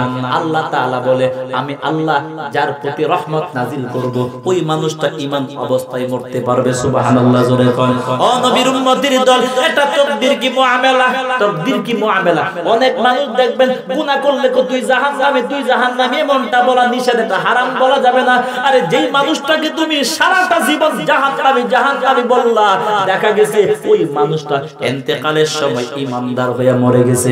আর তুমি যে অহংকার কইরা বললা আমি তাহাজ্জুদওয়ালা, আমি আমলওয়ালা, আমি পাগড়িওয়ালা, আর আমি তো ঈমানওয়ালা হয়ে মরতে পারবোই, নিজেকে বড়াই করলা, অহংকার করলা, হতে পারে একমাত্র 1 সেকেন্ডের ভিতরে অহংকারের কারণে বেঈমান হইয়া চিরজীবনের জন্য জাহান্নামী হইয়া যাইবা। সাবধান, বলা যাবে না। সব সময় দোয়া কর আল্লাহ ঈমানের সাথে আমাকে মরণ দিও, না হয় উপায় নাই, ওই যে তোমার জান্নাত আল্লাহ আমি যেতে পারবো না, ঈমানের সাথে মরণ দিও। হাদিসে পাকের একটা ঘটনা বলে দিই, মরণ পর্যন্ত মনে রাখবেন ও নবীর উম্মতির দল। মরণ এটা এমন এক জিনিস, তাকদীর কি মুআমালা, কার মরণ কখন হয়, কিভাবে হয়, কার হালতে হয় কেউ বলতে পারবে না।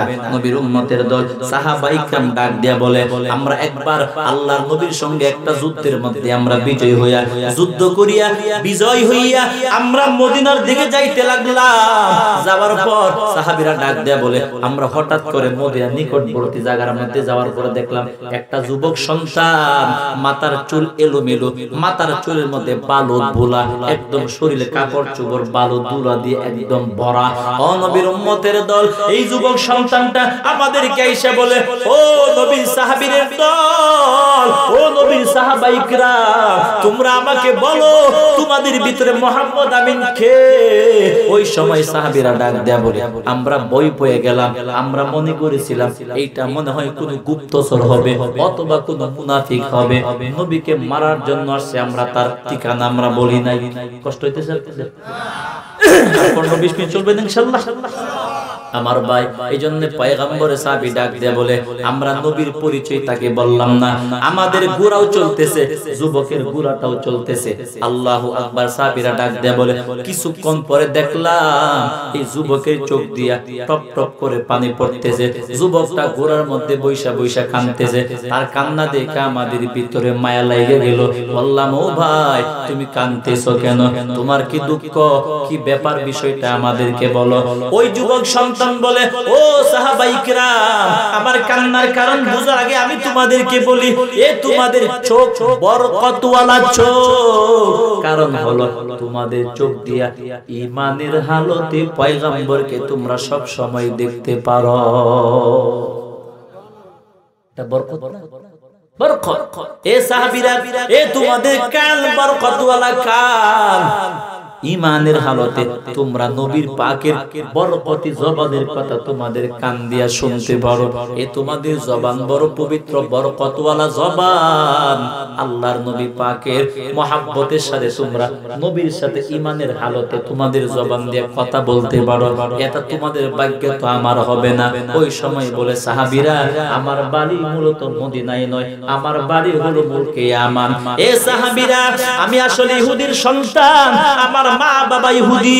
ও সাহাবীরা, আমি চাই না কিয়ামতের মাঠে ইহুদির সন্তানের পরিচয় দিয়া জাহান্নামী হতে চাই না, আমি চাই উম্মতে মুহাম্মদীর পরিচয় দিয়া, নবীর উম্মতের পরিচয় দিয়া নিজেকে জান্নাতি বানাইতে চাই। আসলে আমার বাড়ি হলো মুলকে ইয়ামান। ও নবীর সাহাবীরা, অনেক দিন আগ পর্যন্ত আমি চেষ্টা করতেছি আল্লাহর নবীর কাছে আসার জন্য। আমি তাওরাত কিতাবের আলেম, যুবকটা বলে আমি তাওরাতের নুসখার অনেক বড় আলেম। আমি তাওরাতের ভিতরে পাইলাম শেষ জামানার পয়গম্বর মুহাম্মদ আরবীকে কেউ পাইছে, পাওয়ার পরে নতুন করে ঈমান গ্রহণ করে নাই, ওই মানুষটা জাহান্নামী হবে। এই জন্য ও সাহাবীরা, আমি আবার মা বাবার চোখ ফাঁকি দিয়া অনেকবার আসতে চাইছিলাম, আমি আসতে পারি নাই, আমার মা বাবার কারণে আসতে পারি নাই, বাধা হয়ে গেল। আমি আমার মা বাবার জন্য পারি না, এই জন্য আমি আমার নবীর কাছে ঈমানওয়ালা হওয়ার জন্য আসলাম। আমি চাই ঈমানওয়ালা হইয়া কবরে যাইতে, বেঈমান হইয়া কবরে যাইতে চাই না। আমি ঈমানওয়ালা হইয়া কবরে যাইতে পারবো কিনা, আমি আমার নবীর কাছে ঈমান গ্রহণ কইরা কবরে যাইতে পারবো কিনা জানি না। ওই সময় ডাক দিয়া বলে, ও সাহাবীরা, আমার কপালটা খারাপ, আমি আমার নবীকে পাইলাম না। এইবার আমি সুযোগ করিয়া আমি আমার মা বাবার চোখ ফাঁকি দিয়া বড় কষ্ট করে আমি মুলকি ইয়ামান থেকে চলে আসলাম। আমি চাই আমার নবীর কাছে ঈমানওয়ালা হইয়া মরতে কবরে যাইতে। সাহাবীরা ডাক দিয়া বলে, যুবকের সব ঘটনা শোনার পরে আমাদের ভিতরটা নরম হয়ে গেল, আমাদের মায়া হয়ে গেল। ওই সময় ডাক দিয়া বললাম, যুবক সন্তান, ওই যে সামনে একটা সাদা রঙের ঘোড়া দেখা যায়, ওই ঘোড়াটার উপরে যিনি আরোহণ করে আছেন উনি হলেন আমাদের পয়গম্বরের নবী। তুমি তাড়াতাড়ি যাও, নবীর কাছে গিয়ে মুসলমান হয়ে যাও। সাহাবীরা ডাক দিয়া বলেন, আল্লাহর নবীকে দেখাবার পরে যুবক সন্তানটার ঘোড়াটা একটু দ্রুত গতিতে চালাইয়া নবীর ঘোড়ার সমান সমান হয়ে গেল। আল্লাহর নবীর ঘোড়াও চলে, যুবকের ঘোড়াও চলে। যুবকের কাছে একটা তাওরাতের নুসখা ছিল, মানে তাওরাতের একটা অংশ খণ্ড। যুবক বলেন, সাহাবীরা ডাক দেয়া বলে, এই যুবক সন্তানটা নবীর গোরার সমান সমান হয়ে গেল। বলতেছিলাম মরণটা কেমন জিনিস, আরে কার মরণ কেমন হয়, কখন হয়, কিভাবে হয়, এটা দুনিয়ার কেউ বলতে পারবে না, একমাত্র পয়গম্বর চলে গেলেন। ইবনে ইমাম মালিক রাহমাতুল্লাহি আলাইহি পেরেশান, আল্লাহর নবী পাঁচটা আঙ্গুল দিয়ে কি বুঝাইলো বুঝলাম না। ইবনে কাসিনা ইবনে সিরিন রাহমাতুল্লাহি আলাইহির দরবারে পাঠাইবার পরে ওনার খাদেমকে বলছে, স্বপ্নে যে আমি দেখছি এটা বলবি না, বলবি যে কোন একজনের কথা। খাদেম গিয়া বলে, ইবনে সিরিন এমন স্বপ্ন আল্লাহর নবী পাঁচটা আঙ্গুল দেখাইছে, কি বুঝাইছে বলে দেন। আল্লাহর ওলি ইবনে সিরিন রাহমাতুল্লাহি আলাইহি বলে, খাদেম স্বপ্নটা কে দেখছে আগে বল। আঙ্গারে বাঙ্গারে একটা লোকের নাম কই দিছে। ইবনে সিরিন রাহমাতুল্লাহ বলেন, না, এই স্বপ্ন দেখার মতো লোক পৃথিবীতে আমার জানার মতো একজন আছে, বর্তমানে ইমাম মালিক রাহমাতুল্লাহি আলাইহি। উনি ছাড়া এমন স্বপ্ন দেখার কেউ আমার চোখে ভাসে না। আমার ভাই, তখন উনি বলে দিলেন, ইমাম মালিক রাহমাতুল্লাহ কি করতেন জানেন? উনার আহারে জুতা পাও দিয়ে ভালো করে মদিনার মাটি দিয়ে হাঁটতেন না। মদিনার কি বলে একটা এরিয়া আছে, মসজিদ নবীর একটা এরিয়া। উনার যখন প্রস্রাব মানে ইস্তেঞ্জা হাজত হইতো, বাথরুমের প্রয়োজন যখন হইতো, ইমাম মালিক রাহমাতুল্লাহি আলাইহি বাথরুমের প্রয়োজন হইলে, ইস্তেঞ্জার প্রয়োজন হইলে মদিনার এরিয়ার বাইরে চলে যাইতো। উনি ভাবতেন মদিনার পবিত্র মাটিতে ইস্তেঞ্জা করব, এটা খারাপ লাগে, বিবেকে বাধা। আর তুই মদিনাওয়ালার পয়গম্বরকে কটাক্ষ করে কথা বলস, সে মদিনাওয়ালার ওয়ারিস উলামায়ে কিরামকে তুই বলস, হাত ভেঙে দিবে, তোরে পাইলে কুত্তা দিয়ে কামড়াইতে হবে। তুই প্রশাসনের নামে কলঙ্ক, তুই চরিত্রহীন লম্পট। তোরে প্রশাসনের চাকরি কে দিছে? তুই তো চরিত্রহীন নষ্ট মানুষ। ফুটকা মাছের মতো ফের দাড়ি বলতে কিছু নাই। হ্যাঁ, আমি বাপের জান আমি ভরাইতে পারবো, হে তো ঈদের নামাজ পড়তে গিয়ে জানাজা ফিরে যাবে, জানাজা পড়াই।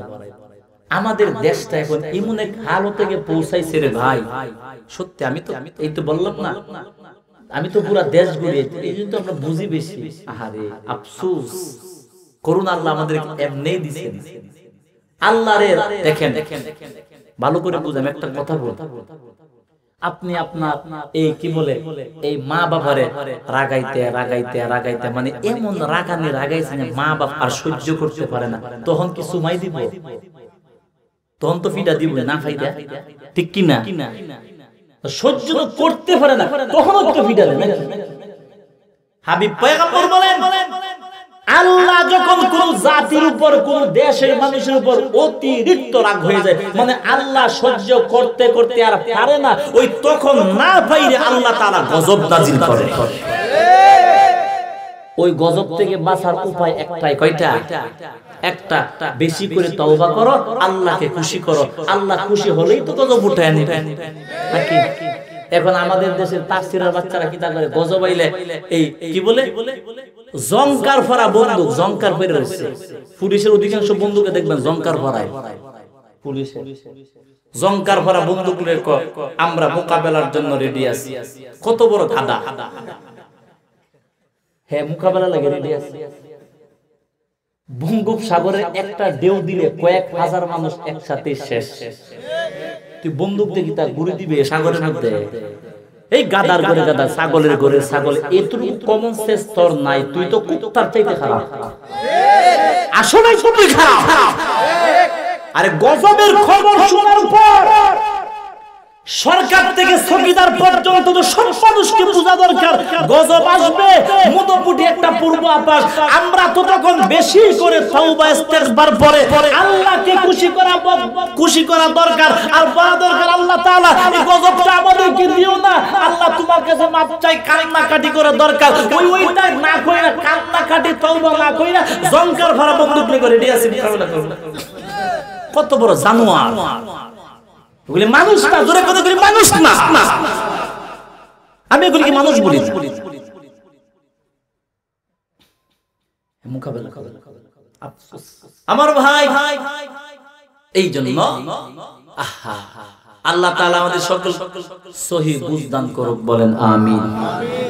ইমাম মালিক রাহমাতুল্লাহি আলাইহি হাজত সেরে তাড়াতাড়ি খুব দ্রুত মদিনার এরিয়ার ভিতরে চলে আসতেন। কেন? উনি বলতেন 22 যে আমার মরণ মদিনার এরিয়ার বাইরে হয়ে যায় তো আমার আশাটা পূরণ হবে না। উনি প্রস্রাব পায়খানা মানে ইস্তেঞ্জা সাইরা তাড়াতাড়ি আবার মদিনার বাউন্ডারির ভিতরে চলে আসতেন। আয়েশা বলতো আল্লাহ দিলটা শান্তি করে, এখন মদিনার এরিয়ার ভিতরে মরলেও শান্তি। ওই জন্য উনি আল্লাহ নবীর কাছে বলছিল, হুজুর আমি তো চাই, আমার তো আশা মদিনার এরিয়ার ভিতরে মরণ হোক আমার বরকতে আপনার শহরে। আমার কি মদিনা এরিয়ার ভিতরে কি আমার মরণ হবে? নবী আল্লাহর পয়গম্বর 5টা আঙ্গুল দিয়ে বুঝাইছিলেন, ইমাম মালিক মরণ শহর 5টা জিনিস আল্লাহ ছাড়া আমি নবীকেও আল্লাহ জানান নাই, বরং আমি বলতে পারবো না। তুমি কি মদিনার বাউন্ডারির ভিতরে মরবা নাকি বাইরে মরবা, কোন হালতে মরবা আমি নবী জানি না, আল্লাহ তাআলা জানে। সুবহানাল্লাহ। অহংকার করলে চলবে? বুঝতে হবে কার কাছে? আল্লাহ তাআলা। আমার ভাই ইমাম মালিক রাহমাতুল্লাহি আলাইহির কথাটা যখন এসে গেল, 2 মিনিটে আর একটা দামি কথা বলে দেই, কষ্ট হবে?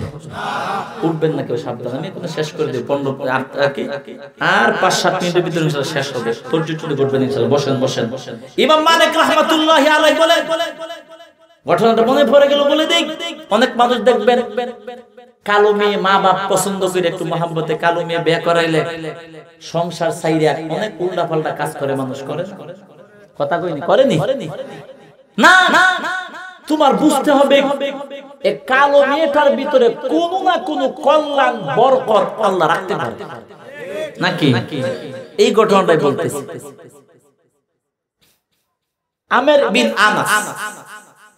আমের বিন আনাস অনেক বড় মানুষ ছিলেন, আমলওয়ালা। ওর নাম হলো আমের বিন আনাস।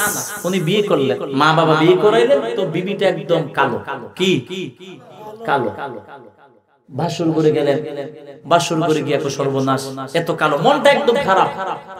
আল্লাহ তাআলা কালোর মধ্যে যে কত বরকত রাখতে পারে তার প্রমাণ। আমের বিন আনাস রাহমাতুল্লাহি আলাইহি চলে গেলেন বিবির কাছে, কথাবার্তা বইলা ডাক দেয়া বলে, বিবি আমি তো দেখি নাই। উনি ডাক দেয়া বলে, এত কালো কুৎসিত মেয়ে আমার মা বাবা আমাকে বিয়ে করাইলো। ওনার মনটা বড় বেজার, ঘরের ভিতরে আসে। ওই কালো মেয়েটা ডাক দেয়া বলো, স্বামী আমার, আমাকে কালো তো আমার আল্লাহ বানাইছে নাকি? মানুষ বলতে পারে, ও স্বামী আমার, আমি তো নিজে নিজে কালো হই না, আমার তো কালো আল্লাহ বানাইছে। আপনি আমাকে গ্রহণ করে নেন। কোন রকম বুঝায় টুজায়, কোন রকম একটু বুঝায়, কোন রকম বাসর করে নিলেন। ফিজিক্যালি সম্পর্ক হয়ে গেল, শারীরিক সম্পর্ক হয়ে গেল, কিন্তু কোন রকম বাসর রাতটা ছিল। পরের দিন সকাল বেলা চলে গেছে। 20 বছর ভিতরে আর আসে নাই। কয় বছর? 20 বছর পরে আসছে এলাকার ভিতরে। 20 বছর পরে যখন এলাকার ভিতরে ঢুকলো, 20 বছর পরে এলাকার ভিতরে ঢুকার পর আমের বিন আনাস বলেন, আমি দেখলাম আমার এলাকার মসজিদের মিম্বারের ভিতরে, মিম্বারের মধ্যে বৈশা একটা যুবক সন্তান, টকবগে সুন্দর যুবক, সুন্দর, কত সুন্দর করে আল্লাহ তাআলার কোরআনের আলোচনা মানুষকে করতেছে। অনেক সুন্দর আলোচনা করলেন। আমের বিন আনাস বলেন, আমি নিজে মসজিদে বৈশা যুবকের কোরআনের আলোচনা শুনলাম, নিজে কাঁদলাম। আহারে, এমন একটা সন্তান যদি আমার হইতো। আফসোস, এমন আমলওয়ালা ছেলের জন্য কে না আফসোস করে? এ ভাই, আমাকে অনেক মহিলারা ফোন দেয়, সারা বাংলাদেশ থেকে, বিদেশ থেকে, আমেরিকা থেকে ফোন দেখো, বাবা আমি চাই তোমার মতো একটা ছেলে আমার হোক। আমি বললাম মাদ্রাসায় ভর্তি করে দেন আর তাহাজ্জুদের নামাজ পড়ে দোয়া করেন, আল্লাহ তাআলা মনের আশা হয়তো কবুল করে ফেলবে। আমি এত বড় হইছি, নিজের কোনো কিছু না, আমার মা তাহাজ্জুদের নামাজের চোখের পানির বরকতে আল্লাহ তাআলা আজকের আল আমিন আমারে বানাইছে। মার চোখের পানির দেখলাম। আমের বিন আনাস রাহিমাহুল্লাহ ডাক দেয়া বলেন, এমন একটা সন্তান যদি আমার হইতো। কত সুন্দর কোরআনের বয়ান করলেন, হাজার হাজার মানুষ তার কোরআনের বয়ান শুনলেন, কত দিলটা ঠান্ডা হয়ে গেল। বয়ান কমপ্লিট হবার পরে আমের বিন আনাস বলে মসজিদ থেকে বের হয়ে গেল, যুবক সন্তানটাও বের হয়ে গেল। এলাকার মানুষকে ডাক দেয়া বলে, ও ভাই, ওই যুবক সন্তানটাকে এত বড় আলেম, আল্লাহ তাআলা তাকে এত বড় আলেম বানাইছেন, এত চমৎকার সুন্দর কোরআনের আলোচনা, আমার দিলটা পুরাটাই ঠান্ডা হয়ে গেল। ওই সময় বলেন ওই যুবক সন্তানটা আমাদের এলাকার সবচাইতে বড় আলেম, সবচাইতে বড় আলেম। তখন তিনি ডাক দেয়া বলে, ওই আলেম তার পরিচয় আছে কিনা? এলাকার মানুষ বলে আমের বিন আনাস রে। ওই এলাকার সবচাইতে মানুষ বলেন ওই ছেলেটা হলো আমাদের এলাকার সবচাইতে বড় আলেম, আর এই ছেলেটাই হলো আমাদের এলাকার জামানার ইমাম মালিক রাহমাতুল্লাহি আলাইহি। যুবক দৌড়ায় গিয়া বলছেন, বাবা তোর বাড়ি কই? বললেন ওই যে আমার, ওইদিকে আমার বাড়ি। তখন আমের বিন আনাস বলে, কে নাকি তোমার পিতা? ওই তোমার পিতার কপাল কত ভালো, তোমার মার কত কপাল কত ভালো। ওই সময় বলে, সন্তান আমি যদি মনে কিছু না করো, আমি তোমার বাড়িতে যেতে চাই, আমি তোমার মার সাথে আমি একটু কথা বলতে চাই, কেমন করে এত আমলওয়ালা সন্তান তোমার মা জন্ম দিল। আমি তোমার মার কাছ থেকে জানতে চাই, এত বড় আমলওয়ালা, এত বরকতওয়ালা সন্তানের বাবাটাকে। আমার ভাই কষ্ট ইমাম মালিক রাহমাতুল্লাহ আলাইহি বলে, বাবা তোমার বাবা কই? ইমাম মালিক রাহমাতুল্লাহ আলাইহি বলে, আমার বাবাকে আমি পাই নাই, আমার বাবা 20 বছর আগে বাড়ি থেকে বের হয়ে গেছিল আমার মার সঙ্গে রাখো। এ সন্তান, তোমার বাবার ব্যাপারে তোমার কি মন্তব্য, কি অভিমত বলেন? আল্লাহওয়ালা আমের বিন আনাস কে বলে, আমি আমার বাবাকে দেখি নাই, আমি আমার আল্লাহর দরবারে দুইটা দোয়া করি। কয়টা? আল্লাহ তাআলা আমার মা কালো হওয়ার কারণে আমার বাবা আমার মা ফালাইয়া চলে গেল। আল্লাহ তাআলা জীবনে যদি আমার বাবা যদি বেঁচে থাকে, জীবনে একবার হলেও আমার বাবার দিদার আমাকে দেখায়া দিও। যদি আমার বাবা যদি বেঁচে না থাকে, আমার বাবার কবরকে তুমি জান্নাতের বাগান বানায়া দিও। এই দুইটা দোয়া আমি সব সময় আমার বাবার জন্য করি। ইমাম মালিকের বাবা আমের বিন আনাস বলেন, আমার কলিজা ছিঁড়ে যাইতেছে দুঃখে। ঘরে কিনারে গিয়া বললাম, ইমাম মালিক তুমি তোমার মাকে গিয়া বলো, একটা লোক আসছে তোমার সাথে কথা বলার জন্য, আর বলবা কালো জিনিসের ভিতরে বরকত আল্লাহ রাখতে পারে, এই কথাটা বলবা। উনি বলেন, মার কাছে গিয়া বললেন, ও মা, কোথায় থেকে যেন একটা লোক আসছো তোমার সাথে দেখা করার জন্য, তোমার সাথে কথা বলার জন্য দাঁড়াইছে। মাগু, এই লোকটা বলছেন কালোর ভিতরে বরকত থাকলে কালোর ভিতরেও থাকতে পারে, আর বরকত যদি না থাকে সুন্দর সাদা চামড়ার ভিতরে বরকত থাকবে না। এই কথাটা বলার পরে ইমাম মালিকের মা ধাঁধা করে কেঁদে দিয়া বললেন, বাবারে এই কথাটা যে পুরুষটা তোরে বলছেন, এই কথাটা তো আমি তোর বাবারে ছাড়া কারো জীবনে বলি নাই। এই কথাটা তো আমি বাসর করে শুধু তোর বাবাকে বলেছিলাম, স্বামী আমার বরকত যদি তাকে কালোর ভিতরে থাকতে পারে, বরকতওয়ালা হতে পারে। দৌড় দিয়া বের হয়ে বলে, সন্তান এটা কেউ না, এটা হলো তোর বাবা, 20 বছর আগে বের হয়ে গেছিল। ওই সময় দৌড়াইয়া বের হয়ে বলে, ও স্বামী আমার আপনি আসেন। বাবাকে জড়াইয়া ধরে বলে, বাবা আমি আমার বাবার আল্লাহর কাছে দোয়া করেছিলাম, যদি আমার বাবা বেঁচে থাকে, আল্লাহ গো আমার বাবার সাক্ষাৎ তুমি আমারে দিয়া দিও। আমার দোয়াটা আমার আল্লাহর দরবারে কবুল হয়ে গেছে। আমের বিন আনাস বলেন,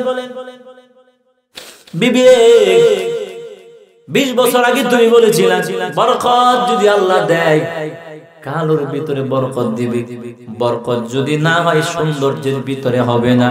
বিবি গো, আমি তোমার এই কথার সামনে, তোমার কথার সামনে আমি হার মেনে গেলাম, আমি তোমার কথার সামনে হেরে গেলাম।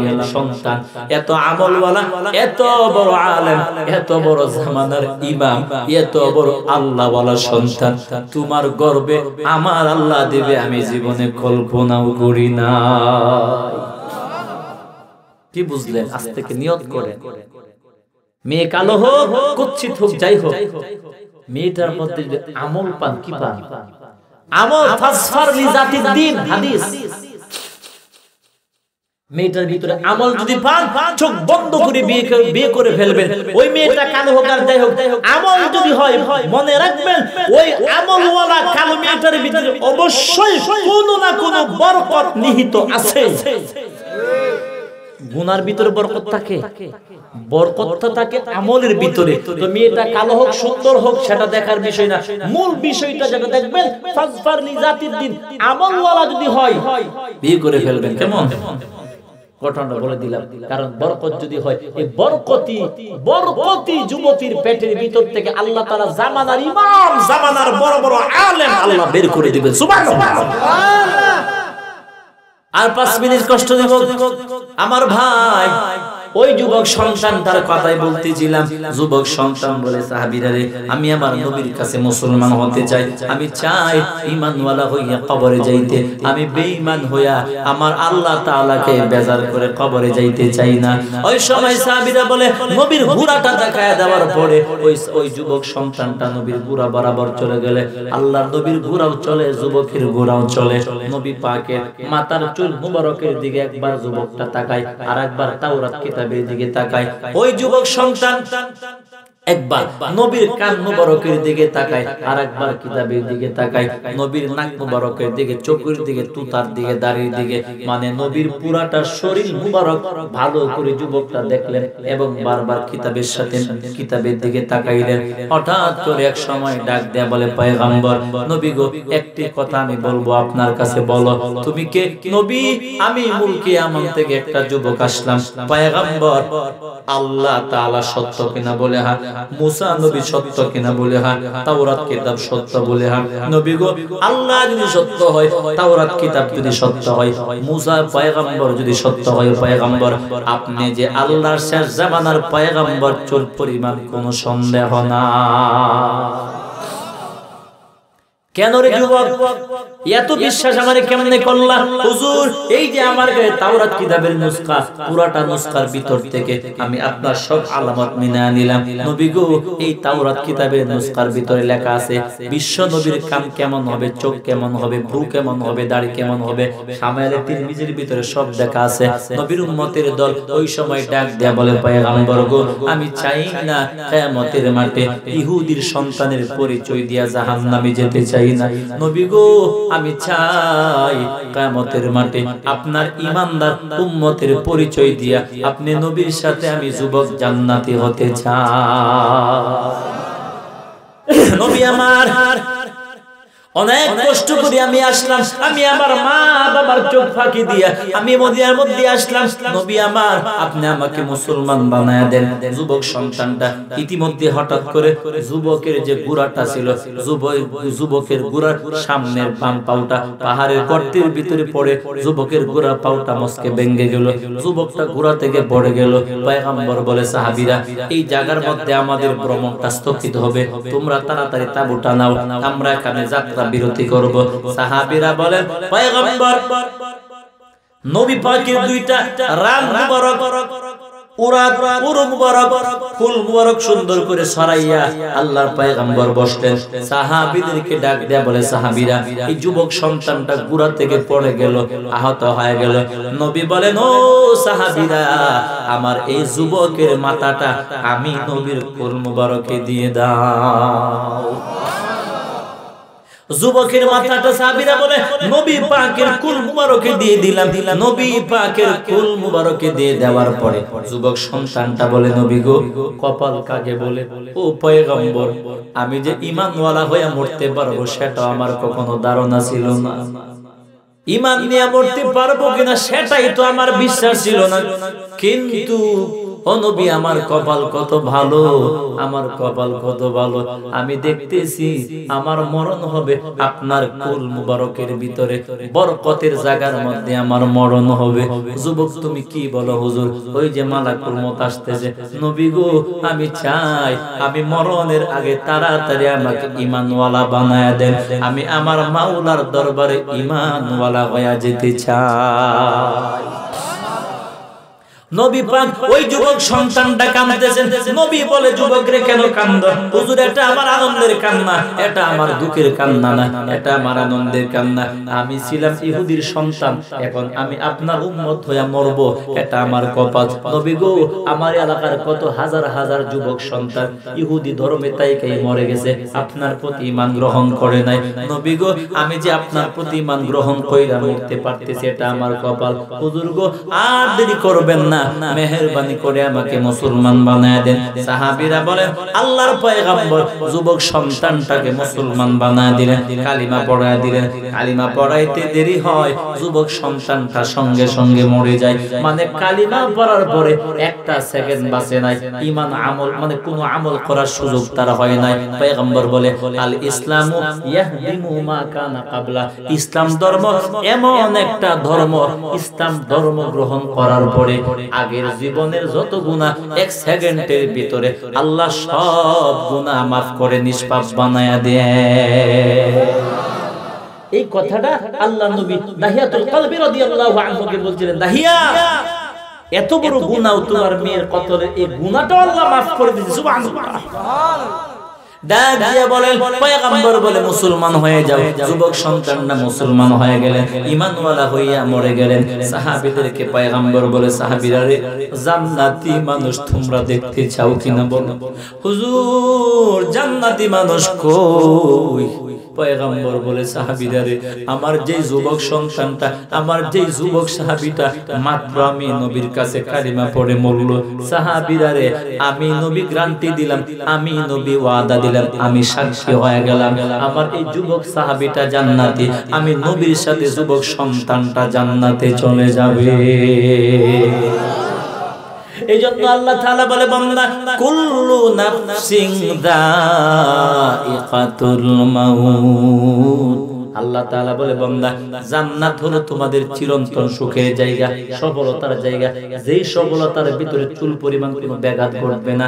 ওই সফলতার জায়গা জান্নাতে যদি যেতে চাও, সর্বপ্রথম তোমাকে মরণ নামক ঘাটিটা বেঈমান হয়ে নয়, ঈমানের সাথে পাড়ি দেওয়া লাগবে। যদি পারো, আমি আল্লাহ তাআলা বাকি ঘাটিগুলি তোমাকে বাঁচাইয়া বাঁচাইয়া চিরকালের জন্য আমি আল্লাহ জান্নাতের মেহমান বানায়া দিব। এখন 2 মিনিটে শেষ কথাটা বলে দিই, এরপরে দোয়া করব। জান্নাত চিরন্তন এবং জান্নাত মূল সফলতা কেন, এই বিষয়টা বুঝেন। 2 মিনিটে বলে কেউ উঠবেন না, শেষ কথা।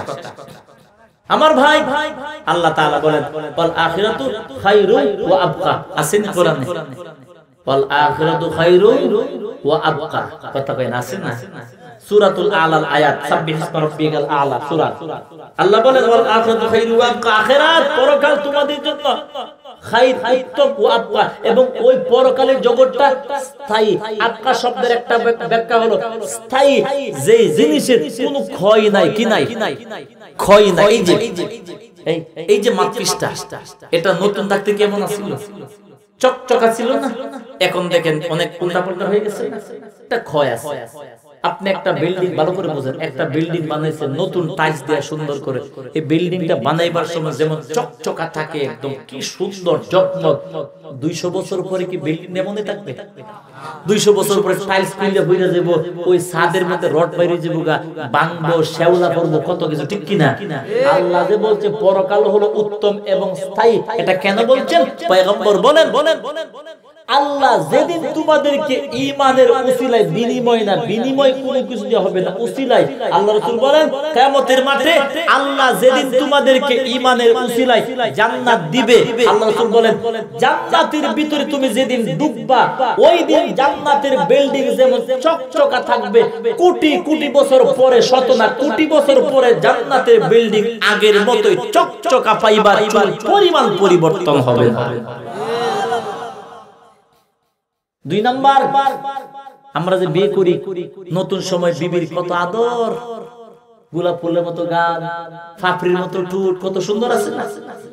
60 বছর পরে কি আপনার বিবির গালে মনে হইতা है, দাঁত কে মনে হইতা है, বুড়া হয়ে যাবে? কথা কয় বুড়া হয়নি। আল্লাহ তাআলা রাসূল বলেন আল্লাহ যেদিন তোমাদেরকে ঈমানের উসিলায় জান্নাতের হুর দিবে, কি দিবে? হুর নামক যুবতী। জান্নাতে আল্লাহ তোমাদেরকে যখন জান্নাতের হুর নামক যুবতী সুন্দরী যেদিন আল্লাহ তোমাদেরকে বিবি বানায় দিবে, যেদিন জান্নাতে ঢুকবা ওই দিন তোমাদের জান্নাতের হুর নামক বিবিদের গাল, ঠোঁট, চোখ, চুল মানে চামড়ার সৌন্দর্য যেমন থাকবে, কোটি কোটি হাজার কোটি বছর পরেও তোমার জান্নাতের হুর নামক বিবির যৌবন আগের মতোই পাইবা, নষ্ট হবে না, বরং আরো বাড়বে। দুনিয়াতে এটা সম্ভব? আমরা যে গাছ, একটা গাছ দেখবেন যৌবন বয়সে কি ফল দেয়, টলটলা ফল।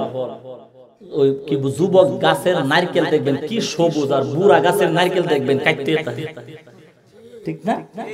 এসো ভিটামিন নাই, ভিটামিন নাই, ঠিক নি কথাটা? ও আপকা পয়গম্বর বলেন জান্নাতে যেদিন তুমি ঢুকবা ওই দিন জান্নাতের গাছগুলিকে যেমন উর্বর তরতাজা দেখবা, ফল ফলা দেখবা, কোটি কোটি বছর পরে জান্নাতের ফলের গাছগুলিকে আগের মতো তরতাজা ফল ফলা দেখবা, চুল পরিমাণ একটা পাতা শুকাবে না, নষ্ট হবে না। সুবহানাল্লাহ। আল্লাহ তাআলা জন্য বলছেন জান্নাত এমন এক জায়গা যেই জায়গার সফলতার শুরু আছে কি নাই, শেষ নাই। কারণ শান্তি আর শান্তি জীবনে শেষ হবে না। তোমার বউ জিন্দেগিতে বুড়া হবে না, তোমার জান্নাতের ফলের গাছ জিন্দেগিতে নষ্ট হবে না, জান্নাতের বিল্ডিং জিন্দেগিতে শেওলা ধরবে না, ভেঙে পড়বে না। এক কথায় জান্নাতের সফলতা হলো চূড়ান্ত সফলতা, যেই সফলতার চাইতে বড় সফলতা আর নাই, হবে না, ছিলও না। আল্লাহ তাআলা বলেন ওয়াউদখিলাল জান্নাতা ফাকাত ফাজ। আল্লাহ তাআলা বলে জান্নাতে যখন আমি আল্লাহ তোমাদেরকে ঈমানের উসিলায় ঢুকাবো, মানে প্রবেশ করাবো, ওইটাই হলো জান্নাতের ভিতরে যে বান্দা তুমি ঢুকবা, ওইটাই হলো তোমার গোটা জিন্দেগীর সবচাইতে বড় সফলতা। এর চাইতে সফলতা আর তোমার নাই।